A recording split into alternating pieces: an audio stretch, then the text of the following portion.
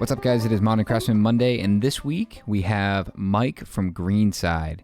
So if you guys aren't following him on Instagram, you should be. He is in Illinois building some badass houses, and he's actually going for his passive house certification because that is one of his goals, is to actually build a passive house.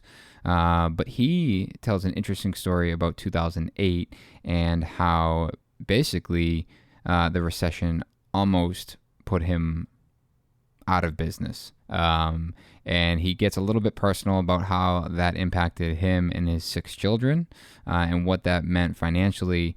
But he also talks about how he stuck with it and the reason he stuck with it and went back to building houses, and even so much so that he took the risk of building a spec. So I think you guys will enjoy this one. Take a listen. This podcast is brought to you by Duration Moulding and Millwork. So you have a print column for James Hardy Artisan Siding, and you just found out they discontinued the line. What to do? Do what others are doing and move the specification over to Duration. Longer lengths, no required edge sealing, no clearance restrictions, easy and safe to work with, complementary moldings, and an authentic look of wood siding. And if you need a special reveal or profile, that's not a problem either. To learn more about Duration Polyash products, please visit their website at durationmillwork.com, and be sure to check them out on IG. Let's open it up with that. Why are there 2 N's and 2 E's in your name, Mike? There are 2 N's and 2 E's. Well, my father is from Ireland. He's from a family of 10, and he's a twin. And he and the twin are the only siblings with the last name Conneely. All the other siblings are Connollly, which is the correct way. But when they were born, the back in the woods hospital that they were born in, the doctor wrote the name in Gaelic, and it didn't translate correctly onto the birth certificate. So everywhere we go now, our name is Connolly, but spelled Conneely, and all my aunts and uncles and cousins and everybody is Connolly. So kind of like an Ellis Island type of thing, but and in all that time, no one decided to correct it? Nobody corrected it. It's crazy. You should correct it. No, you shouldn't. I don't think you should. Yeah, you can't do that at this point. Well, it's not wrong now. The ship has sailed. Right. A little history of how names change down the course of history, I guess. You think that they would have got it? How many siblings did he have? 10. And get it right one with of the 10. other 8? Yeah, well, you didn't get it right with the other 8, and the last 2 they screwed it up. Well, they were in the middle, which is funny. So the first few were correct, and the last bunch were correct. Just the twins. Dang, that is messed up. At least there's 2 of them. He's not alone. I was just outside when you called, and I was trying. So there's 2 lots behind my property. They're like flag lots that the guy who we bought from owned, and I think that people bought them to build on them. So I'm out like surveying my property and staking my property line, and I own like a field that's almost a full acre behind my shop that I literally never knew I owned, and it's been getting farmed by someone else for the past 5 years. Isn't it like 7 and then they own it? There's actually 2 behind us that are like 5 and 6 or something like that. Wow. Oh, 7 years. Yeah, I think it's like after. Maybe. Dude, it could. Dude, I had a neighbor growing up, and across the street they built this spec house, and I remember they put the foundation in, and then it stopped, and I couldn't figure out why, and I found out that she argued saying that she maintained that property for her whole life, so that she owned it by right because she maintained it for so long. And for some reason in my mind, I remember it being 7 years, and they had people out there testing the soil to see if a lawnmower had driven across it for 7 years. And this is like memory from like 12 years old, so it's probably stretched a little bit. But I feel like there's something like that. It's like some sort of common law. That's weirder than having 2 N's and 2 E's in your last name. Definitely. What was he farming? Could be. What was he farming? So they were farming everything, and like my other neighbor has 5 acres, and so maybe like 2 behind him are farmable. So there was one farmer who would come in and basically just plant like everything around us and including us for like the tax purposes. So what was this year? It was corn a couple years ago. Oh, sorghum this year. But like they don't do anything to it. It's basically how you can farm this for free. Do you ride your bike on it? Yeah. Well, then you used it. It's yours. It's true. Well, have you said something to him yet? No, because I don't really care. You have to let him know before you hit that 7-year mark. No, they're so. I mean, He's like, I think that they're selling the other ones now. So I'm out there like I have string lines out, staking off my property, securing the perimeter. It's like but I honestly I thought that my property line went like behind my shop. There's grass. How are you locating this? Like, do you have from a survey? Okay. I guess things were so hectic when they bought the house. I like never really sat down and looked at the survey. You're putting the pins in? Like, what are you? Yeah. Oh, so yeah. So like, what are you referencing? Yeah, so somebody bought the property or wants to buy the property behind. Yeah. So a surveyor came out and staked corner of property. And then I have a survey to reference off of my building.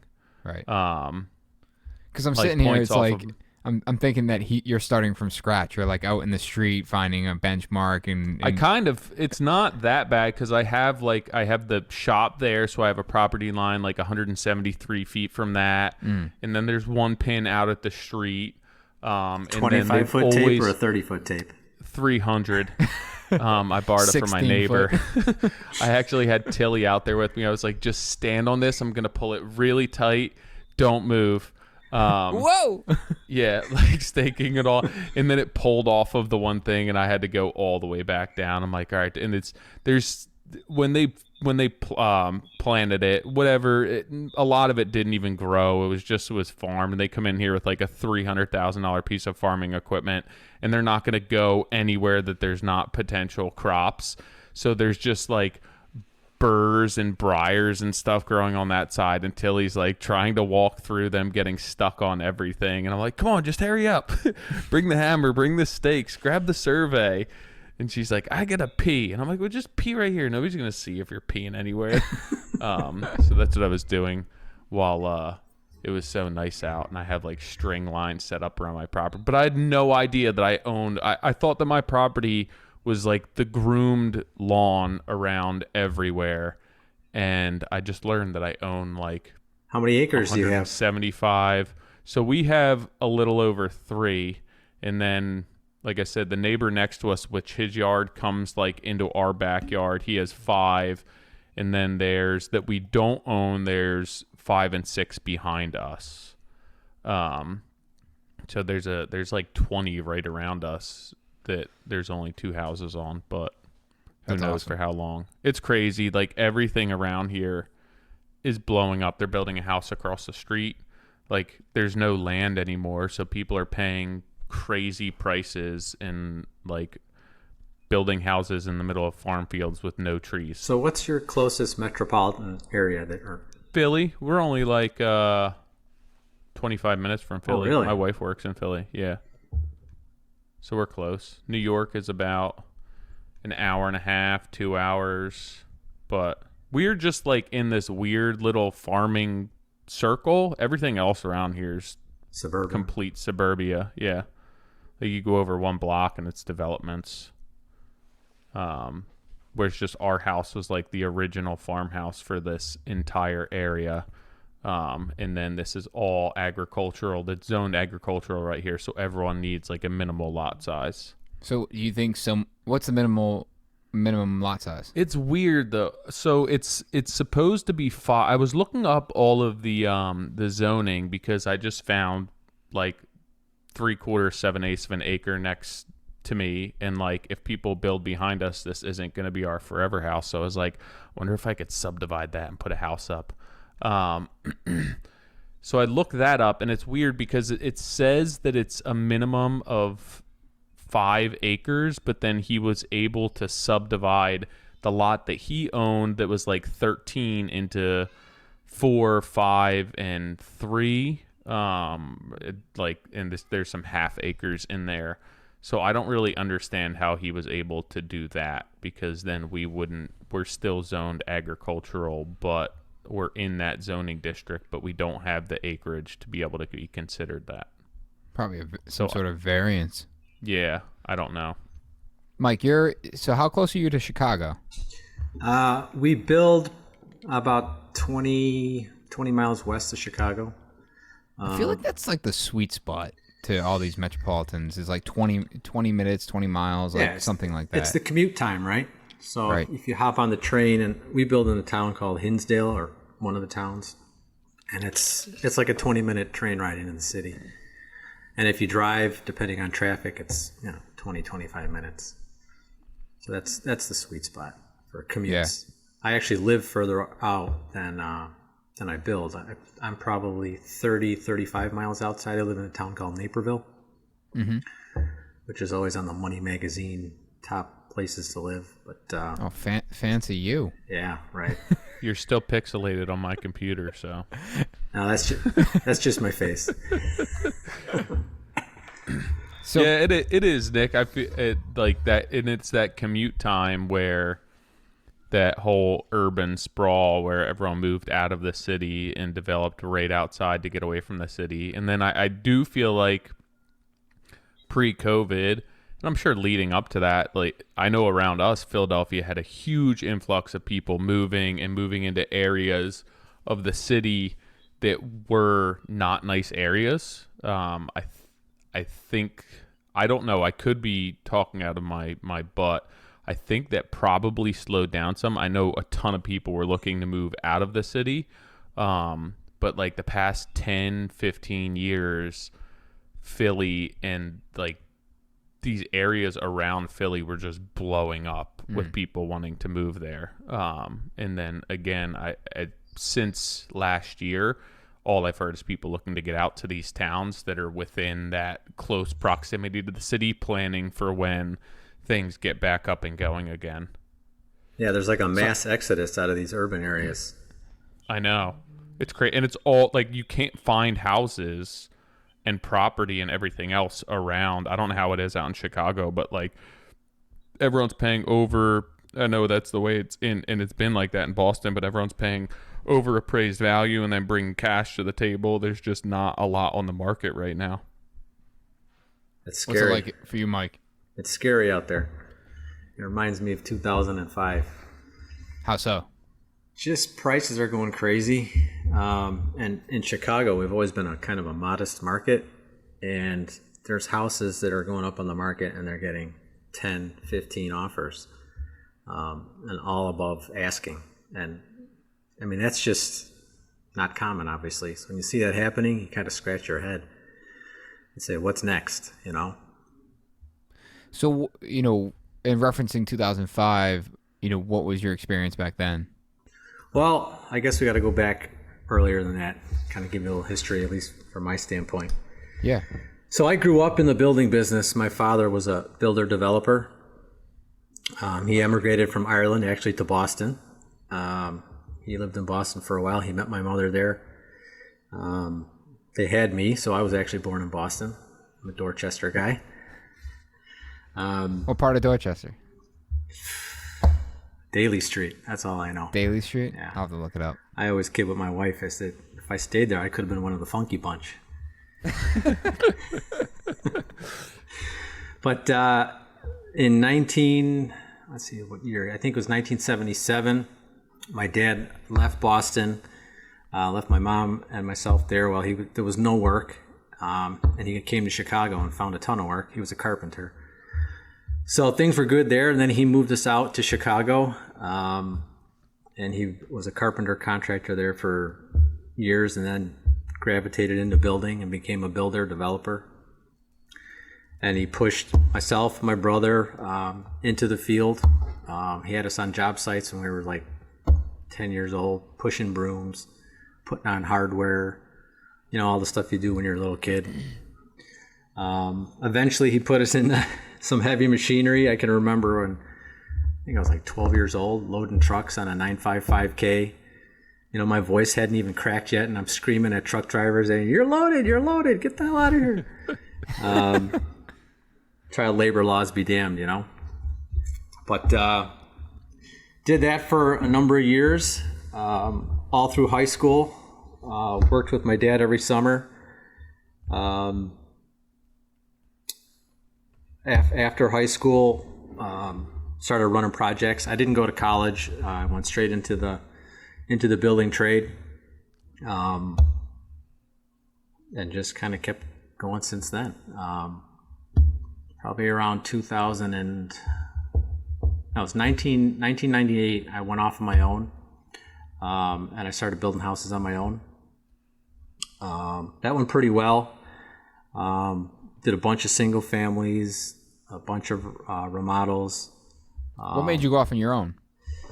I suppose it's like a pride thing. You know, you want to do it on your own. You know, when you're working for daddy, people think that you're given a kind of a handout. Yeah. And probably usually it's quite the opposite. Usually they beat the hell out of you. Well, he was good to me. You know, he was good. You know, I was supposed to go off to college. I got into U of I in the School of Architecture, and like the week before I was supposed to go off to school, my dad's like, you know, if you stay home, I'll make it worth your while. And like an idiot, I stayed home. But I probably would have ended up the same position I'm in now. Sure.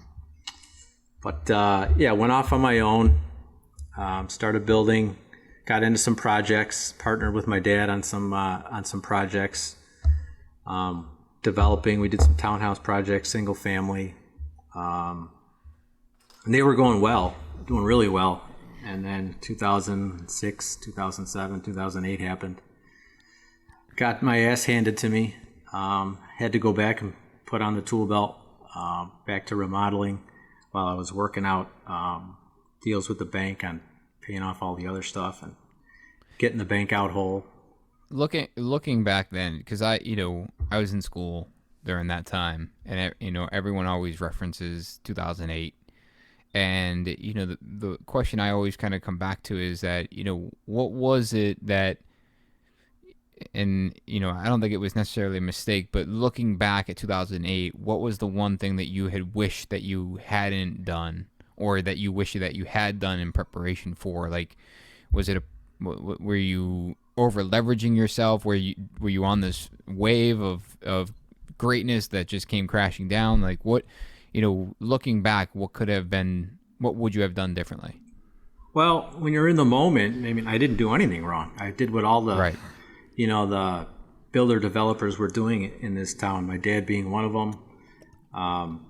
It was a system. You sell out a project, you get a certain amount sold, you look for the next piece of land, and you dump your equity into that, and you just keep going. Looking back, the price of land, the value of land just like plummeted. So everyone was upside down. So if I were to look back and change anything, I mean, you just kind of have to stand still and not do anything. And you can't do that either. So it just got a little over leveraged because the price of property, the price of land dropped so quickly. I was stuck with I had 2 townhouse projects going at the time. I got stuck with 4 finished units and 8 developed lots, and nothing was selling. And I hung on to those. It was probably 4 years. Finally worked out a deal with the bank to say, hey, it's not worth your while to take this back from me. Let's work out a deal and build out of it. So I had a good attorney I built a house for, actually became quite a good friend of mine, and he helped me work out a deal with the bank, an agreement to build out, get so much of a GC fee per unit as they close, and just built our way out. So made the bank whole, but I got my ass handed to me. I lost all my net worth. In 2008, there was one point I have 6 kids at home, a wife at home, and $5,000 in the bank, and had to start over and put the tool belt back on. And luckily, my business partner now in Greenside is my cousin John. It was tough for him too. He didn't take quite as big a hit, but he was a framing contractor by trade, turned builder, and we both teamed up and we remodeled this house.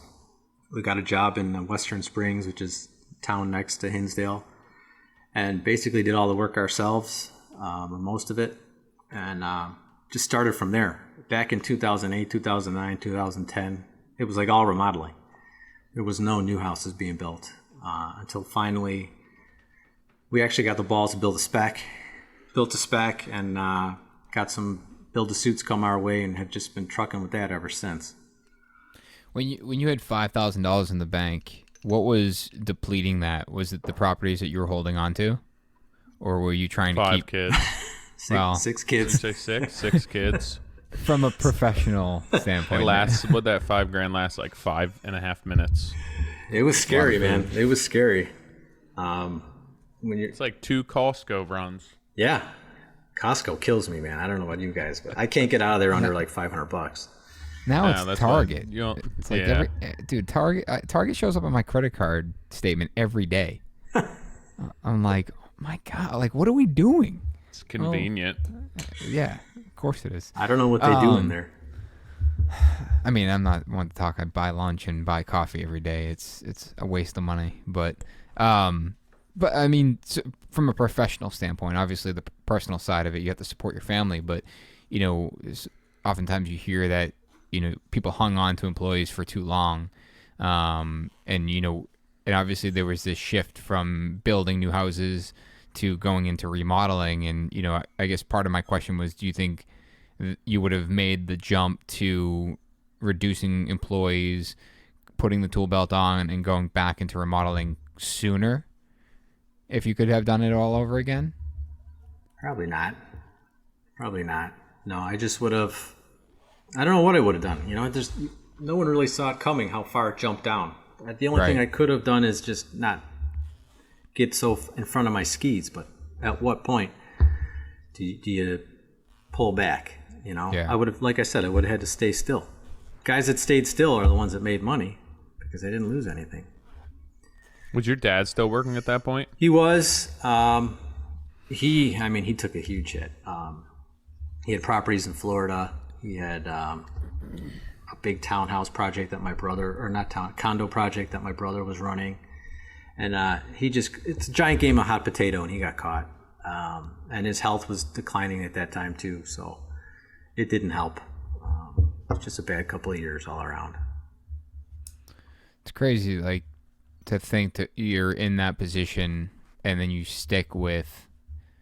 Because I feel like recently we've had a couple conversations on this podcast where it's like where we're up against tough times, and all of us have individually said how we honestly just want to kind of do something else. And and you're saying that you kind of retracted and went back to remodeling for a bit, and then got the balls to go back, do a spec. Yeah, but I don't know anything else. That's the problem. Right. I'm just a dumbass builder. I don't know if you're dumb, man. You built an awesome house.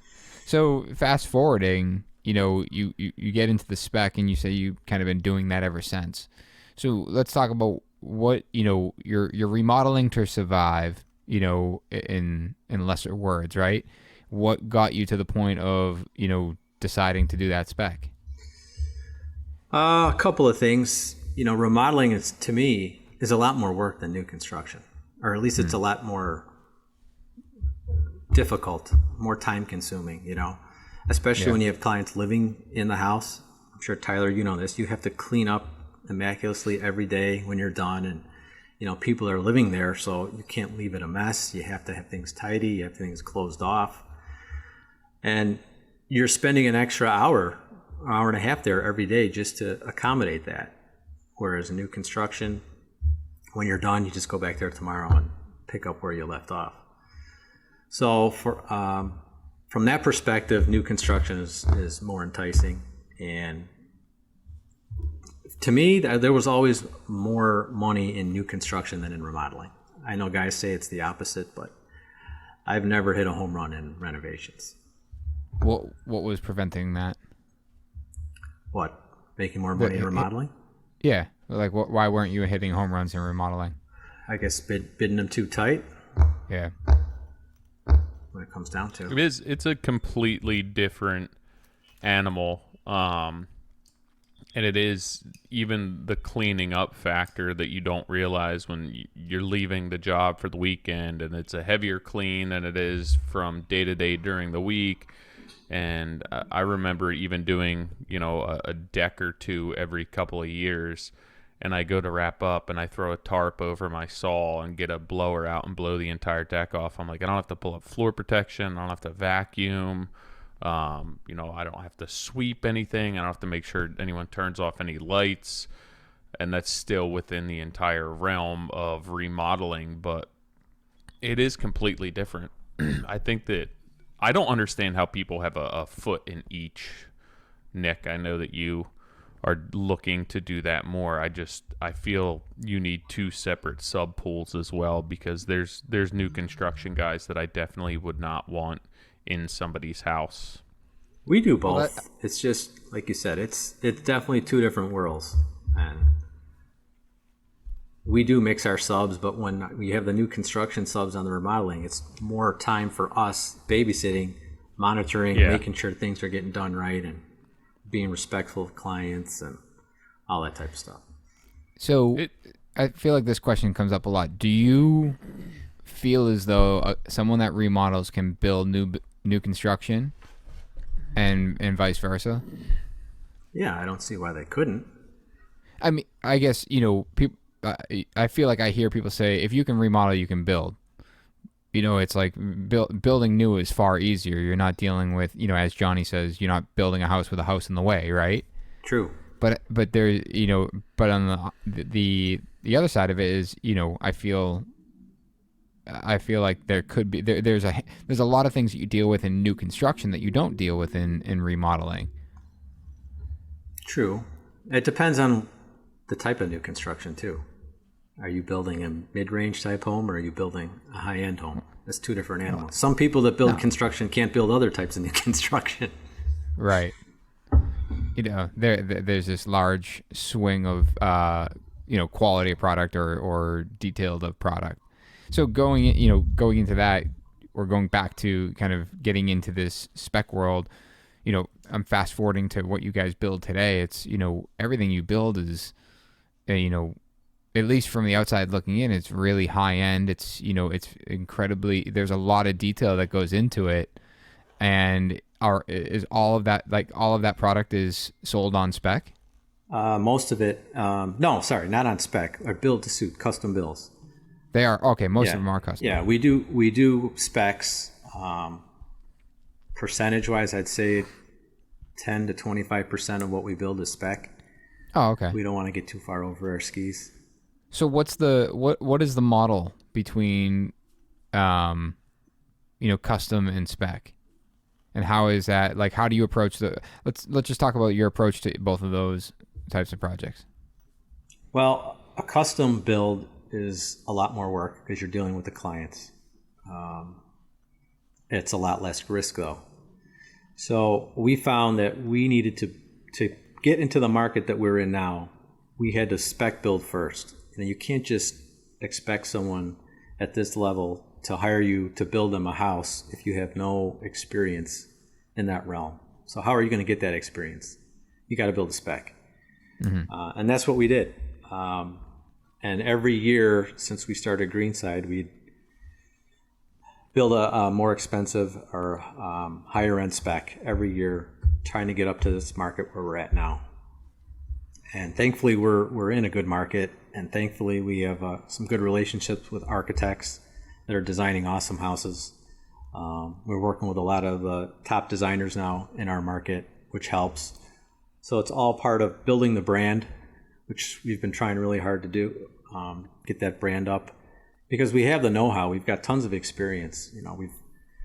We've built everything in the residential realm. We've got some light commercial experience. We've got development, entitlement experience. So we've done it all. It's just a matter of translating that or expressing that to our clientele. I didn't do any marketing in school. I didn't do school, so that's kind of one of the things I have to learn along the way. When I see this type of stuff you guys do on Instagram and YouTube, and it was really helpful. It kind of sets the bar, or it gives me a target to shoot for. And I think it really helps. Can you attest to that, having your social media where it's at? Is it bringing you all the business? Yeah, I mean, I think, personally, I think that's given us a leg up on our growth. You know, we've been able to put ourselves in front of people at a faster pace, which I think attributes to like the fast-paced growth that we've had. And I think, yeah, I mean, I would relate all of that back to social media because, you know, I approached it from the very beginning as wanting to build a brand behind a business that was bigger than the business. And I wanted to create a standard behind that. The brand was going to represent a particular standard. And we've had, you know, certainly our ups and downs in building that, but it's been, you know, that has always stayed true to what the intent was from a marketing perspective. I too didn't, you know, study marketing, but it was something that, you know, I realized how important it was. And when I did, you know, and started seeing the fruits of the labor, it was kind of one of those things where it's like, all right. How did you see it? What was the epiphany or? I can tell you the exact phone call I got. I was building this. I was a carpenter. My brother was working for me, and I got this phone call. Yeah, I think it was a phone call. It might have been an email. And this lady called me and said, "Hey, I follow you on Instagram, and I saw that you use Festool, and it looks like you do some really nice work. I'd love to talk to you about doing a project for us." She was a designer. Was it a trellis? And no, was it a trellis? The one you want to rip down? Hey, I went back there and it was gone. No, it was a bathroom renovation. And I replied and I said, absolutely. I went and looked at the bathroom renovation. I remember pricing it out. I remember I was like $31,000.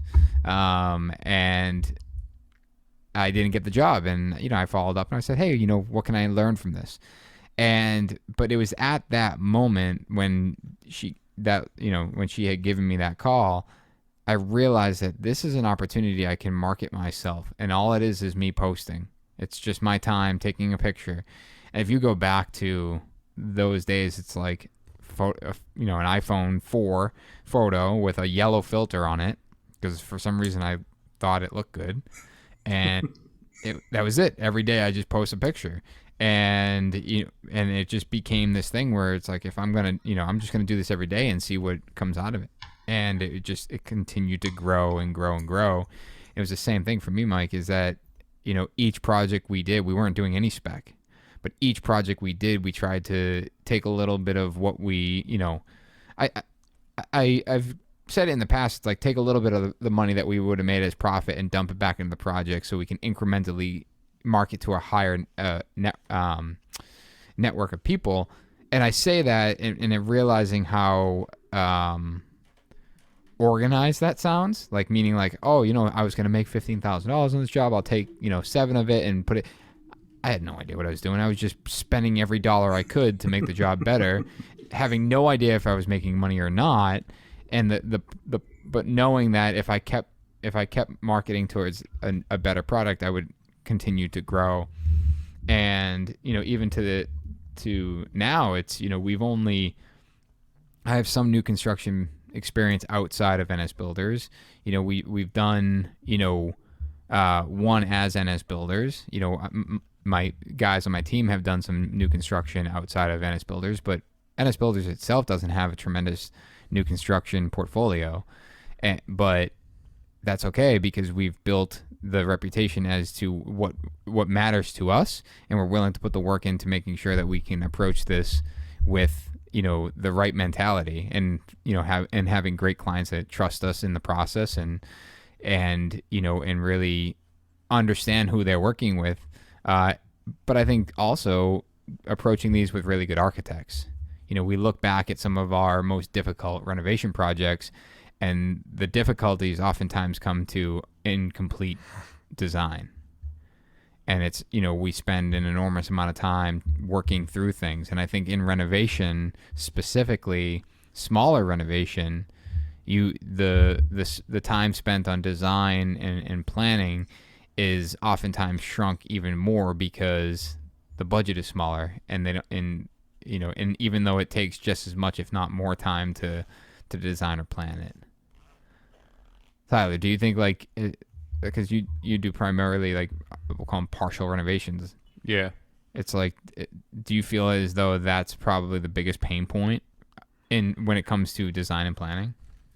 Yeah, I think it's definitely, I mean, I feel like there's a lot of pain points for me. I do feel that there isn't a lot of people don't come to you with what they want with the smaller projects too. They don't know. I mean, I just had a conversation with somebody today where the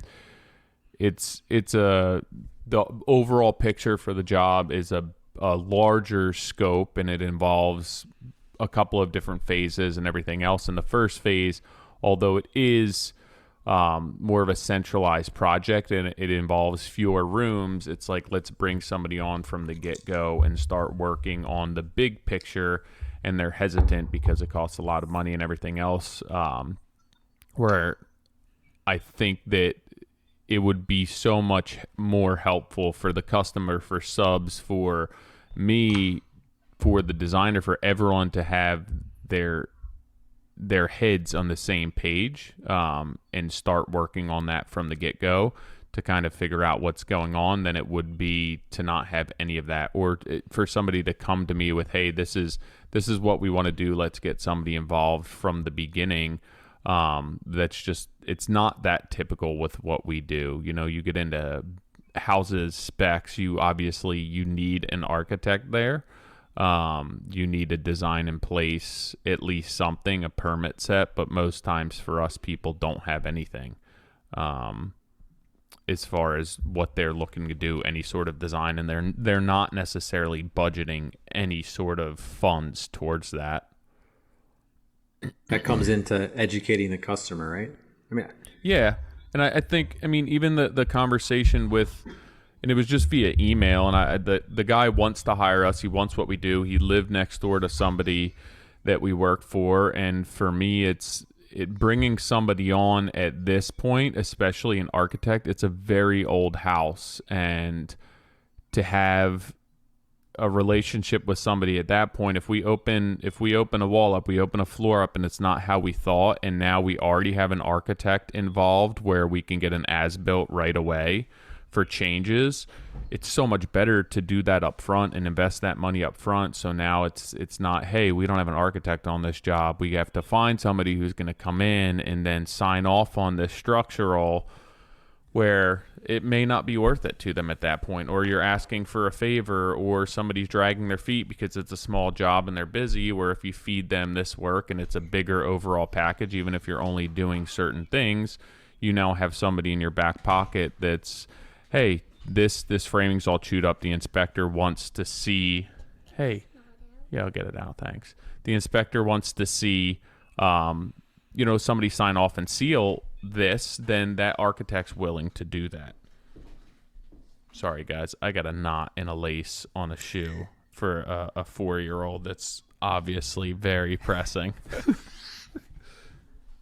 Is that what you're, Mike, when you're building for clients, is that the same, or are they usually coming to you with a plan? I know you say you work with a lot of great architects, but what about for these customs? How does that usually come to fruition? Most of them are through a competitive bid. It's just in our market, that's the way it is. I hear you guys talking about you guys don't do competitive bids, but I kind of scratch my head and say, let's address that, because I think there's a lot of chatter about that, like, oh, you don't have to bid a project and things like that. And, in an ideal world, you're not going into competitive bidding, scenarios. So at least for me, it's case by case. If I think it's a good architect, then, yes, there might be this bid process, but I do try to limit that. And I try to do it on, maybe as an introduction. So I don't want to say that I'm not going to competitively bid, and maybe, ideally, I it's something I want to continue to unravel in these discussions, on this podcast, on our podcast, and, through Clubhouse, all of these conversations about really shaping the industry so we are taking a more collaborative approach, because Like I would only assume that if you're working with the same architects over and over, wouldn't it be great if that architect could just bring you in and it's, instead of competitively bidding, you're basically competitively being introduced to the client, and it's a personality check. Like, does he check all the boxes? 100%. I mean, when we have our initial meetings with clients before they've even met with an architect, we give them our speech. It's our sales speech, but it's not really. It's the truth. We are big proponents of builder first, architect second. Now, I know we are biased because we're builders, but we've had it happen so many times where we're sitting down with a client in a competitive bid situation. They'll hand us a set of plans. 4 or 5 other builders will get the same set of plans, go out to bid. 3 weeks later, 4 weeks later, they get all their bids in, and every single one blows their budget. Now they just wasted 30, 40 grand on plans. They got to go back. They got to reduce it. They got to cut out. They got to make the house half of what it was just to meet the budget, where that all could have been avoided if a builder was on board with the architect. Because how do you interrupt that? Like, why is that? You say it's just our market, but we try to get pre-con agreements. We've actually had a few of those out right now, where they don't sign us up for the build for the total commitment, but at least they have us on board to sit down with them and the architect through the design phase, and we get paid for our time. It's money well spent by a client. And then if they do decide to go with us, then that fee that they put on the pre-con gets applied to the build to suit. It's like work we would have done anyways. Right. Are you guys are cost plus? We do both. We do cost plus and we do lump sum.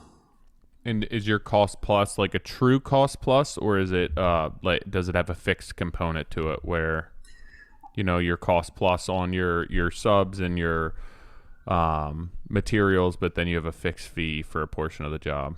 Well, when we say cost plus, it's cost plus a fixed fee. Costs are what they are. We don't add on to any of our materials. It's a straight pass through to the client, and then our fee can it's usually a fixed GC fee. Sometimes it's a percentage, not as much. I prefer a fixed fee. But it really comes down to what the client's most comfortable with. And we have some clients that they want a lump sum contract. So you have to adjust your numbers accordingly. And Nick, your cost plus is not with a fixed fee, correct? It's not. It's percentage based. Yeah, it's funny because a lot of people, and I think that it's a misconception, a lot of people, when they say cost plus, people refer to that pricing structure differently, and it's not the same across the board. There's a local guy who was telling me he's cost plus, but he kept on mentioning, once he gives his number, that's his number. And digging into it a little more, it's cost plus on materials, and it's cost plus on sub labor. It's cost plus on certain things, but he also, when he goes into that, it's cost plus on allowances that he has built in, but he's giving them a fixed fee price at the end of the day based on some hard numbers, and it's not a true cost plus where you're really just managing budget throughout the entire project. And I know that it's good to distinguish between the two, because even in your case where your cost plus a fixed fee, you're still putting a number on a job for your fee based on how long you think that job's going to take, but you're kind of making stuff up. Making stuff up how? It's historical data, right? Like your fixed fee, you're trying to guess how long you're going to be there, how much management time you have in that, how much profit you need in that job, how that customer is going to make decisions, and how much time you don't. There's not a formula for every single job for every single customer that your fixed fee is going to be dialed in mathematically where you're covered. True, but if you're doing it long enough, you're kind of shooting for the long end, and if it's quicker, then all the better. But we've been doing it long enough where we know it's going to cost.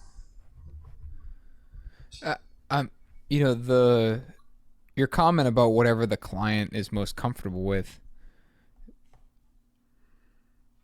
I can only, like, I think about that if like if we were approaching these projects and then the client was deciding, yeah, we want to do this fixed cost, we'll do this cost plus, we'll do this cost plus a fixed fee. It just, from your organizational side of like running the business, doesn't that make it incredibly complex? Well, we're super lean. It's super lean. It's just me and my cousin John. He takes some jobs, I take some jobs, and we've got a laborer or a girl in the office. So no, it doesn't make it complex. It's more complex. It's more work for me to do a cost plus a percentage. That's what I'm getting at. Cost plus is, there's an enormous amount of work for cost plus, like the admin side of it, all the backup every single month, making sure everything is documented, and then build. Wouldn't that? So is your preference to be fixed fee? No, because there's more risk. There's more risk. This is hair over the ear. I've had about 100 conversations about this topic with this man right here. What are we talking about? Look at that flow. We're talking about his fee, how he approaches projects. Cost plus, fee. Lump sum, pre-con. And he does whatever the client wants. So how do you make money? Because I'm struggling with that. You're buying cabinet companies. I don't think you're struggling with it. No, I still am. I'm trying to. That's a complete result of trying to solve a problem. Not to there's no magic pill. There's plenty of ways to skin a cat, and you got to do what works for you. And it's working for us to do it this way. If we had a lot of employees, which it's a big question right now, how are we going to grow with employees? I might change the scenario in which we charge our fee, but right now, this is what works. And when I say it's what the client likes best and what's most comfortable with, it truly comes down to that. Because I've had clients say, well, if it's cost plus, what's your incentive to keep the cost down if you're going to make more money on a percentage of cost of construction? And that's a super valid argument. So I say, okay, we'll do a lump sum. We'll fix the fee right here. If there's any overruns, I eat them. But if there's any savings, I appreciate the savings. So you're doing cost plus fixed fee, right? Or no? We do cost. We do it all. Lump sum, cost plus a fixed fee, or cost plus a percentage. John, what you jumped in on is, I was saying, is that the fact that all three of those are an option. He's a lean company. That's every job is the administration side of it is completely different. Yeah. And I guess my thought with, if a client says, well, what's your incentive to do the job, get the job done on time, if you're just going to always you're always going to make that markup. I feel like and again, just like from what experience I have, my approach would be to have a better answer for that, rather than saying, essentially folding to that, right? Like, he's got a good point, I'll just switch my pricing model to make him comfortable, where it's like sticking to, and I'm not knocking the way you're doing it. I'm just, kind of commenting on it. Is like, because I'm in the same boat where I would like to be fixed cost. I would like to be able to go into a project and just be a fixed cost and go for it, and and work accordingly. The cost plus structure is for me too complex, and I do think that there is, swings on what is incentive based for cost plus, but if a fixed fee a fixed cost, meaning like it's a lump sum or GMP, whatever you want to call it, but approaching a project like that and working through the pre-construction, the design, working with an architect that's going to provide all the information that's necessary to truly understand what the costs are, doing all of that work in the planning, and then just focusing on the build, not having the administration side of constantly going through costs and constantly going back and auditing it throughout every single month. But my question is to that is, you have to do it anyways. You're almost lying to yourself if you don't. It's your job. Because you still have to buy out all these individual spots and all these individual products. And if the market changes like it does, forget about just the fixed fee and all that stuff. I've used that analogy before. It's like, I did that on the first house we did, and it was like, I had Diego at 80 cents a square foot for sheetrock and plaster. By the time we got the sheetrock and plaster, the market was giving him $1.30 a square foot. So for me to do that, I then have to either go back to the client and say, hey, the value has changed, this is why, if it's in my contract, or I then have to go bid this out and buy it down, which is just as much work. And then you don't know what the quality is. And it's a double-edged sword. Nick, I'm with you. I think it's a ton of paperwork. I would love it if everything was dialed in enough and the market didn't fluctuate. I talked to a wholesale phone guy today, and he's like, yeah, last week we got a notice Monday, Wednesday, and Friday that the product would be up 8% every one of those days from the day before. It's like, so right now I don't know how, Mike, without having a big enough fluff, like I know Melissa does it at Veranda, and I love it. Trust me, it would make life easier, but you still can't run it like it's an open checkbook. Yeah, but when I do lump sum, there's allowances in there. Yeah. I mean, you're not going to peg a number to lumber. I mean, that's suicide. Yeah, but like 3 years ago, what was your allowance list? Lumber wasn't on it. Of course. It's always on it. So what's the list of allowances then for your lump sum? I feel like that's not even a fixed fee then. If there's allowances on it, For lumber. there's probably 20 allowances That's on not there. bad. Yeah, I used to get pushed back when I was younger when I would do allowances because it was a big thing in college. Like, you can write allowances. It gives you like an open end to a GMP. And I was like, sweet, everything's an allowance. And then someone would write up look at your quote. Well, and there's like, some what's things not that can't allowance? be. There's some things that can't be spec'd, like plumbing fixtures. Personal preferences. I haven't had one job where someone knew all their selections before they started. I know Brad from AFT has all his selections done before he starts construction, and to me that sounds like a fairy tale. I don't know how the hell he does that. It would be great. I mean, it'd be easy to do a lump sum then because everything is spec'd out.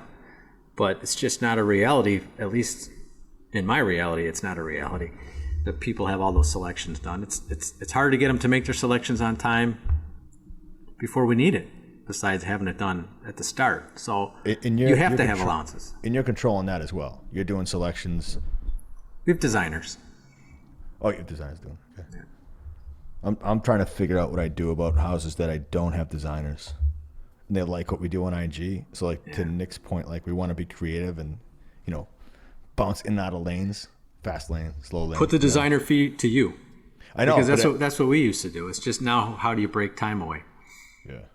I just don't want to do it. So it's like, Nick, what do you use your coordinator for? Because Benny's giving me pushback about getting a coordinator. I'm like, but Patterson has one. He's got like 10 of them. Why can't I get one? I think the coordinators, that's the role of the coordinator, is to make sure all of those selections are done. Communicating that stuff, getting the information from the client to the architect and vice versa, and then back to project management. So are they handling submittals with like the architect, or is that the PM? I'm just trying to figure out, like Benny asked me. I think they could handle submittals. Yeah. Yeah.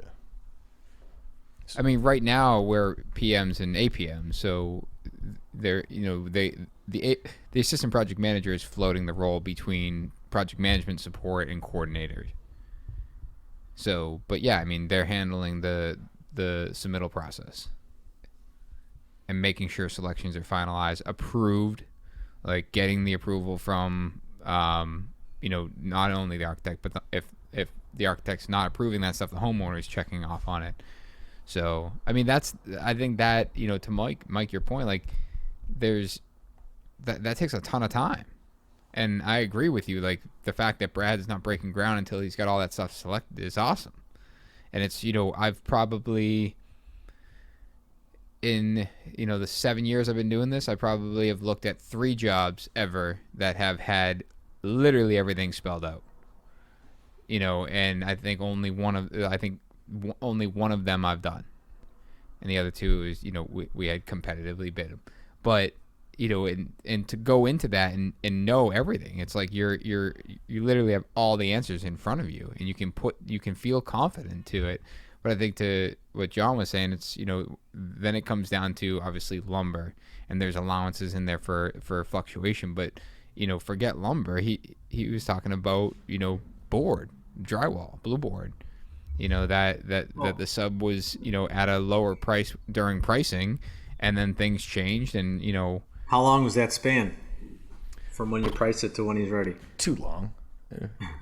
No need to take shots here, Mike. But even still, even if it's short, even if it's right now, like Chip is going up. Like we ordered all our blue board because there's a 20% hike in price, so we ordered everything a month, in advance. Well, that's where you're going to get bit on lump sum. So most of what we're doing now is cost plus. We have a couple lump sums, but our prices we held our prices and we did all right. And you said you're not marking up material costs? Nope. Well, it's a fee. It's a fee based on the price of the job. Yeah. It's just a transparent markup. But I've heard of, I haven't seen, I've heard of builders putting a percentage on all the materials, and then when they're done with that, then they put the percentage on the cost. It's like double dipping. I mean, how are they? I don't know how they get business that way. Fair play to them that they do, but our market's pretty darn competitive, and we wouldn't land jobs if we were doing that type of stuff. So when you're competitively bidding against somebody, it has to be a fixed fee contract, or are you competitively bidding? So your allowances, and that's the tough one for me, is when somebody comes to you and they want to bid you out or bid a job out, and it's a cost plus, and they're making their decision off percentages. Well, it's more than just that. They're making at our level, they're making their decision not just on the number. They're making it based on your experience, how they feel with you. Do they think you're organized? Do they think you know what you're doing? Our proposal is basically our spec sheet, and it's a 45-page spec sheet that's attached to our concrete that spells out everything. And that's from 20 years of building. Just adding to it, making a mistake. All right, this has got to go in our contract. This has got to go in our spec. And when someone sits down to read a proposal and they got A, B, C, and D, and 3 of them are like 5 pages long, and the 4th one is 45 pages long, and everything is spec'd out and explained and dialed in, you're already a leg up. They know who's the professional in the room. Then why are they going competitive bid in the first place? Like, if they're choosing, that's the issue I have. If they're choosing you not based on your number, but like, it's almost as if, why are you putting this out to bid? You should be finding out who you want to do the work. You should be interviewing contractors. It shouldn't necessarily be about your proposal at that point. Well, it's not just based on number. The number is important too. But again, for me, what the tough part there is that you're still like, and what Nick was saying before, I want people to come to us, and I want people to hire us for our process. Like you said, you have a 45-page proposal with everything that's going into it. That should be a selling point for these customers, where it's like, hey, here's where our price point, and it's coming all off of your historical data. So obviously percentages are going to play a role. The overall cost of the job's going to play a role, but when you're giving them a proposal and there's all of these allowances and everything else, and now they're looking at, hey, well, contractor A has this allowance for tile, contractor B has this allowance for tile, that's affecting their overall price of the job, and then they're judging based on how comprehensive your proposal is and everything else. It's still, there's a lot of stuff in there that, to me, isn't necessarily helping guide people in a decision as to who they should pick. There's things that are in there, but I feel like there's a lot of stuff in there where now they see you and you have a realistic number on tile, and contractor A has half that price, and then they go with contractor A because, their tile budget seemed more realistic regardless of how comprehensive your proposal was. Where I just feel, and it's our industry as a whole, that people should be choosing you because you are professional, because you bring what you bring to the table, what you can build. It shouldn't be about the numbers on your proposal, because at the end of the day, if you have allowances in for all this stuff, you can make this job cost whatever you want it to cost. If you're bidding jobs, there's no specs on plumbing fixtures, there's no specs on tile, and they want a number to look at, you could completely manipulate that number to land wherever you want it to be. And it's the same thing. We're like, well, what's the advantage of you to get out of this job making less money where you keep the tile costs down and everything else? Like, yes, your number looks good, but that you put low numbers on, and it's an issue throughout the industry. This isn't not directed at you, but it, I've oftentimes lost jobs where people put unrealistic allowances in, and it's like, well, you are 5 or 10 grand more than this person, and so they hire somebody else regardless of what else I'm bringing to the table, and then at the end of the day, with the actual cost overruns and everything else, they're right where I was, or if not more. And that's the type of thing where it's like, I don't know if customers getting the whole competitive bid thing. To me, I do understand it, but there's so much opportunity for the guys who want to manipulate their numbers and make stuff work that it's still, there's many more important factors to me in contractor selection, in subcontractor selection, in architect selection, aside from these fees and these numbers or these hypothetical allowances of what things are going to cost or how long they're going to take. I agree with you 100%. You know what's funny? I have a question for you guys. Is to that point, Tyler, is we had I have a project. I met the client, a couple of referrals, wanted to get the final set of drawings back, and when I got them back, the architect had a list of all the allowances that they wanted, like a linear foot or a square foot of tile, all this stuff, and they gave you the values, like kitchen, vanities, built in for the family room, all that stuff, and I loved it. And I was like, oh, this is easy. Then I started to input it into the budget I already had, and they were all low. Yeah. And I'm like, so do I open up another, like, not a tab, I shouldn't say, like a column, and be like, all right, this is what you're suggesting? And I get, like, to Tyler, they want to even the game playing field for everybody, so they put all the allowances in there. And I don't know if I'm thinking about it as you say that, I don't know if anything has to do with the numbers at that point, because they're setting the allowances based on preference. They're low, so I'm putting in that list of, hey, this is what the last 3 houses cost in these areas. Well, I think to speak to that, I think you have to approach it in a couple of ways, because we've been in that position too, where we'll price it with those allowances, and we've communicated, hey, like we feel like these allowances are low. Here are the allowances that we would suggest. And in that conversation, they actually got back to us and was like, listen, we have those in there just to even the playing field. What this really comes down to is we want to understand your structure for supervision fee and your general conditions on the job. We want to understand that. That's what we're comparing from a financial standpoint. The rest of the job, it's like just going to cost write what those it costs. numbers in instead of pricing out the other 70 items. Right, and that's and we've been in that position too, where it's like, hey, we're assuming that this job's $1 million, and here's the scope, and then here's the drawings. Can you just put together how you would supervise your general conditions and your fee? We want that for comparison. But then also, they're not hiring you for what you do, because there's a lot of things that you do, even from a carpentry standpoint, they're going to be completely different than how another company does them from a carpentry standpoint. So now if you're giving somebody a proposed budget on carpentry, and there's nothing explaining that, hey, this is what we do on all of our casings, this is what we use. So again, now they're picking you for something that doesn't necessarily represent you or your company or your brand or what you've tried to establish as a company at that point. It's the whole competitive bid thing to me. If it's not about the number, it's not like just to be like, hey, we want to interview you. We want to go look at some other jobs. Like, what's your ballpark for a job like this? Where do your kitchens start? Where do your bathrooms start? What's your build cost? Like, start per square foot, and then like that's how you should be interviewing people. It shouldn't be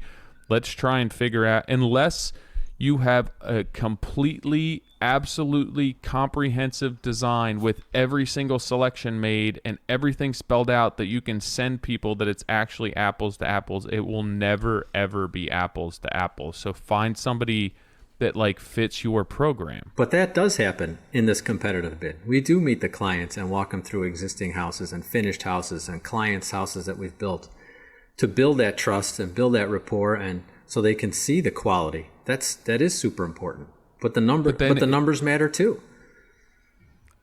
I at that point, like, I just don't understand why, if they're trusting you and you're trusting them, you guys can't establish a budget together to manage and hit cost plus fixed, lump sum, whatever. It's like, let's make this work with Mike and his company rather than interview 4 other people to try and see where our numbers are that we can make that happen. Because like if you're trying to then manage that budget, you're going to squeeze you in a way that they're not getting you on the quality of jobs that you walked them through. So now it's like, oh, well, we walked Mike's job and it was incredible, but they want a fixed fee, and you know that you can't execute at the level that they want for the fixed fee price or whatever design is on paper. I completely get what you're saying, and I do believe that the numbers do matter, but I just feel like the relationship should be so much more trusting, where they're coming to you to help them establish that number, to help them establish that budget. It's within your best interest to manage that job to hit that budget, because that's what's fair to the customers, and it's also fair to you. And like, if there's slight cost overruns, sure, you have a contingency. If things aren't going well, then you sit down, you discuss with customers, here's where we stand, here's what we ran into. And for me, that's the way that our industry should work. It's the same thing if you bring your car to a mechanic and they don't know what's wrong with it, and they have to diagnose it and they have to fix it, or you pay somebody to build you a custom car. They're not like, hey, you want this custom car that's never been built before. I'm going to like throw a dart at a wall and see how much it's going to cost. Like you go to that person because you see what they do. You like what they build. You like their style. You discuss budgeting with them.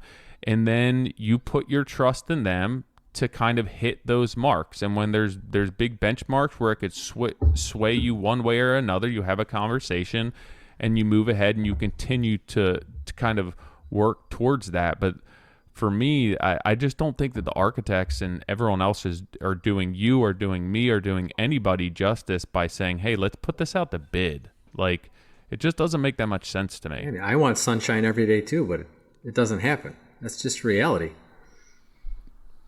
But it's only reality because that's kind of what our industry has said. Yeah, this makes sense. And I do get it on certain things. If you're building a new construction house and it's 2¼ inch colonial casing with 3¼ inch baseboard, where you can do a takeoff and measure that house, and you know that it's bare bones and carpet in the bedrooms, then like, sure, let's bid this out. But when you're having somebody build a custom house for you, it should be so much more about their execution, and it should be about how they fit as a personality type with you. It should be about the quality. It should be about the materials that they use. And I don't think that it should be like, let's hit a linear foot number for molding on this job, or for flooring on this job, because that's what we want. Well, how do you change that? How does our industry change that? Exactly. I think one, like the architects. Sorry, Nick. Like that's huge for me. The architects they know what you do, they understand your quality, they understand your business, and then they're still saying like, hey, let's have 3 people get together on this. I think that even if they want to interview more people, they should be like, hey, here's Mike and 2 other contractors who are going to be within the same price point, and they're going to give you the same quality. Meet them and see who you have a better fit with. Go walk their jobs. They're all going to be within the same price point, and see who works for you. And then let's develop a budget and let's move ahead with that job. And then it's on Mike to maintain that budget and, make the money that you need to and give the customers the product that they need to. I don't see pitting people against each other to put numbers out, or make them like for you to put out a 45-page proposal for a job that you may or may not get is just, it's crazy to me that we have to spend that time away from your 6 kids for something that you may never get. Jesus Christ. I agree. What? 6 kids? I think a lot of it starts with the people who are, like you said, if you get a customer who comes to you first and then you're bringing architect or designer on board, like, you can then run that job and create that budget with them and everything else. But it's when it comes from the architect and then is handed to you and 4 other guys, that seems like where the issue is in your instance. And I mean, I know I've experienced that in my situation as well. Sorry, I'm on a rant. You guys can talk. No, I dig it. it's good, but no, but to add to that, it's I think where I'm at with this is yes, there's opportunities that come my way that yes, I'll competitive bid because I want to work with the architect, but I said that a little while ago and said that my goal with that is to get in and then explain the process going forward, where it's once I'm in and once you give me the opportunity and we prove that we can do this job with you, then from there I don't want to be part of a bid list. I don't want to be considered for this financial comparison. I want it to be you're hiring me because, hey, he did a great job on that last project and we want to work with him. And I would rather spend my, me personally, I would rather spend my time figuring out how to communicate that. And, I kind of threw shade a little bit at everyone preaching that you don't have to bid projects. You can just, tell them that you don't bid projects and, it is what it is. And you either get to work with me or you don't. That's but when I turned off the podcast. Yeah. But the reality is it's, in some sense, it's what Tyler's getting at is,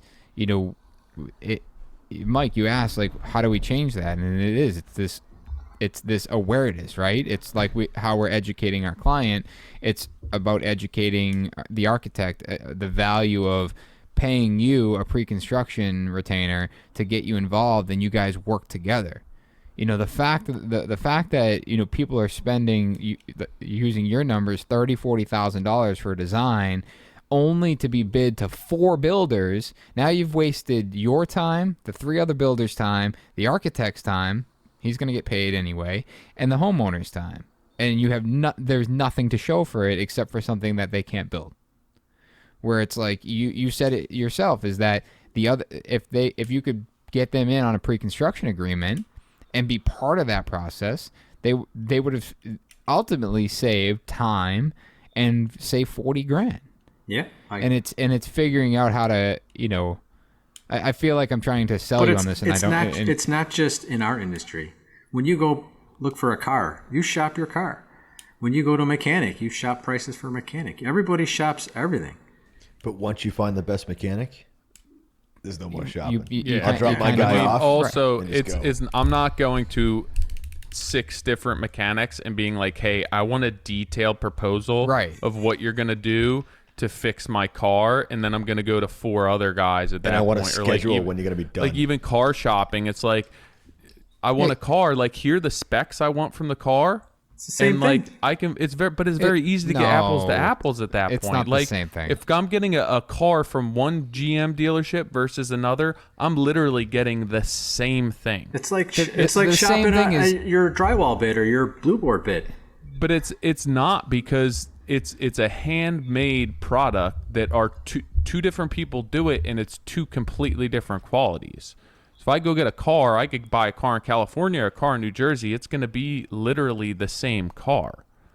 So it's very easy to shop that at that point. It's also, there's nothing wrong with say I call and I get the 3 of you. I can call Mike. Hey, what would it cost me to build this house? I can shop and get an idea. It's $400 a square foot, $500 a square foot. That's where we're typically at. Like that's the same as going to 3 different dealerships and figuring out who's going to give me the best price in the truck. They're not spending more than a couple minutes with you. That's fine, but it's the 40, 80, 100 hours that you're putting into these 45-page proposals only to be not called back or not even, having nothing to show out of it. I think. Well, what's the batting percentage? Hold on. Can I? It's like buying a TV. I know we just did a bunch of different analogies, but we're going all over. Now we're at Best Buy. Because I'm a freak about buying TVs. I buy like one every decade, and I go to like every store. I read everything about it. I'm a freak about it. But my point is that I don't. Ours just broke, and I stopped at Costco on the way home on a Friday night because Rachel was like, "Yo." I was like, oh, I'll get one over the weekend. She's like, I can't have the girls here without a TV for a night. I was like, all right, I'll stop on my way home. Dude, I had no Wi-Fi. We're outside, and the Comcast guys pull up. And they're like, you guys out? I'm like, we're outside, aren't we? Otherwise, we'd be inside. Yeah. But my point is that, like, you can watch ads on TV and see ads. then I have to prove to myself that that's the TV I want. I want to go see it, understand it, change the remote. And then I sit there at the store and go, are they pumping in like a different feed for these TVs? It's going to look different on my home, at my house, or, and my point is that I think, you guys correct me if I'm wrong, when a client calls you that has no idea what's going on, you can sniff that out in like 3 seconds. And they're not trying to be like, I'm going to try and waste your time and all that stuff. They just want to understand, I love what I see on social. Can I afford it? There's those people. Mm-hmm. Then there's the people that are like, well, I want to do this and I want to do it with you. How much does it cost? Just tell me. And then you have the architects to kind of structure this thing to kind of show that. And to go back to what you guys said about $50,000 in design fee and all that, guess what? I've been on projects where people enjoy burning money in design. And it may not even get to construction. There's a whole business tactic in that in itself. Let me take 25. That's why when we're on these clubhouses, Mike, and people are like, yeah, I'm charging like 40 grand. I'm like, for what? Like, what are you giving this client? You're just taking money. Like, are they, because I can't tell you how many times Nick, you've gotten a bunch of takeover projects. You get these takeover projects and they've spent 50 to 100K and they've gotten zilch, zero, like nothing that's worthy of actually construction or takeaways. And I hesitant from doing it because I don't want to be like another notch on the belt where it's like I don't give enough for that money,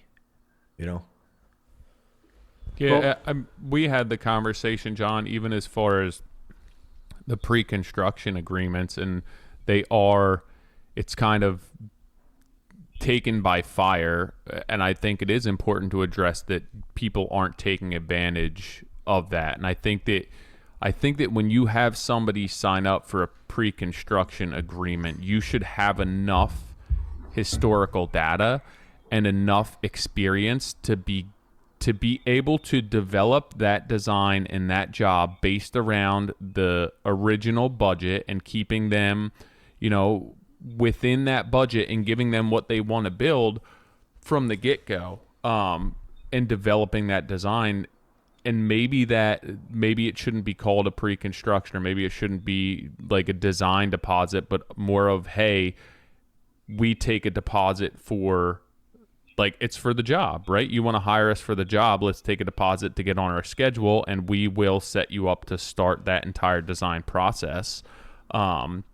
But I think that that shouldn't be just like an open checkbook to design whatever the heck you want. It should be your job at that point to say, hey, we budgeted 80 grand for your kitchen. Let's try and hit that 80 grand number. And it shouldn't just be like, hey, you gave me a certain amount of money for this, and I'm going to give you the kitchen's 150 grand. Sorry, we can't do anything else about that. Like, that's just the design. And for me, it should be that entire process should be working with whatever design professionals, and that budget should be at the forefront. And if there's things that are impacting and driving that budget, or the customer wants something that's just blowing it out of the water, that's your job to explain to them, that wasn't accounted for in the beginning. But you should have a portfolio big enough and enough experience that if you're having people sign up for pre-construction agreements, that you could say, hey, here's this job, this costs X amount. Is that kind of what you're thinking? This aesthetic, these materials? And then you should be able to fit that into a budget, unless, somebody comes to you and puts like a circular wine fridge or whatever the hell it is in the middle of their kitchen, and just adds that. And you're like, well, we did, that's a 200 grand that we didn't account for, but that should be understood, right? I agree with you, but when I love to see pre-construction agreements, because it means I'm sitting down with them and the architect, helping the design to meet their budget. And I'm batting almost 1,000 when I'm on my pre-con agreements. Of course. I'm not saying that they're a bad thing, and I pretty much get them for every single job, unless it's a small job. But your job should be at that point managing the design professional, and that budget from the get-go. You shouldn't be saying, we're going to take a design, this pre-construction agreement for a house, and in your head not know if you're going to be able to build that for that cost or not. 100%. You know, you should understand that you're going to be close. 100%, because if you're not, then you're not living up to your part of the agreement. Well, Correct. Or you don't. I've literally sat in meetings and told the architect and the customer the house is too big. It's too big. You got to make it smaller. And their faces shock, you know. But you have to be that blunt. You're blowing the budget. And if you don't say it hard and strong, they don't hear it. Yeah, and I think that the problem is with a lot of people who are going out and getting design agreements who don't have the experience in our industry. Like, everyone's busy right now. You know, there's a lot of guys who haven't built a ton, or there's jobs coming on their laps that they don't understand. They don't know how to price them, and they're going to get a design agreement in place. And they're going to say, yeah, we can do that job for this cost, and then design the job, and they can't do it for that cost. And somebody didn't manage that design well enough. If it's a one-off job, of course, you're never going to be able to. You can say, this is kind of where I think it's going to be. Let's work through this. But I think that a lot of people out there do take money for jobs or designs and just let that whole process go and never tell the architect that you're blowing the budget. And then they get done, and it's like, we have a design we can't use. Or there's guys out there that just set the hook and just pull it tight. And then by the time you get through pre-con and into construction, the foundation, the ground, there's a point of no return for a lot of people. And then you have to, liquidate some of the details, or don't finish the basement. Like one of the big ones we're doing right now. It's like, I had to tell them they want to finish the attic and do all this stuff. I'm like, guys, we got to trust the roof. Like, just straight up. Like, you got to tell me a compelling reason why you need this sprawling estate and the finished attic.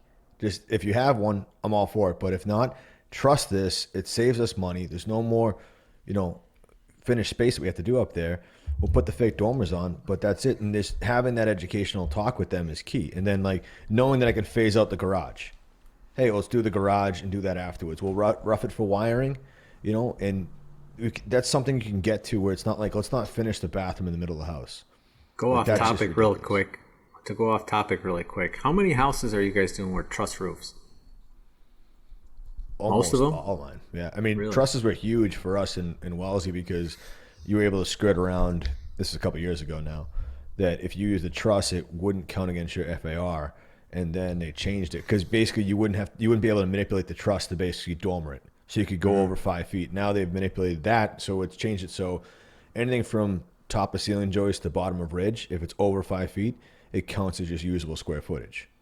All those cool designs you do, I can't build them in Wellesley, and if I do, they use up actual living space. Same with the garages. So you can't do flat roofs with steep front pitches. Just huge. We could. It's just anything over 5 feet is usable square footage, and then there's a town here that has that, and the houses are like pancakes.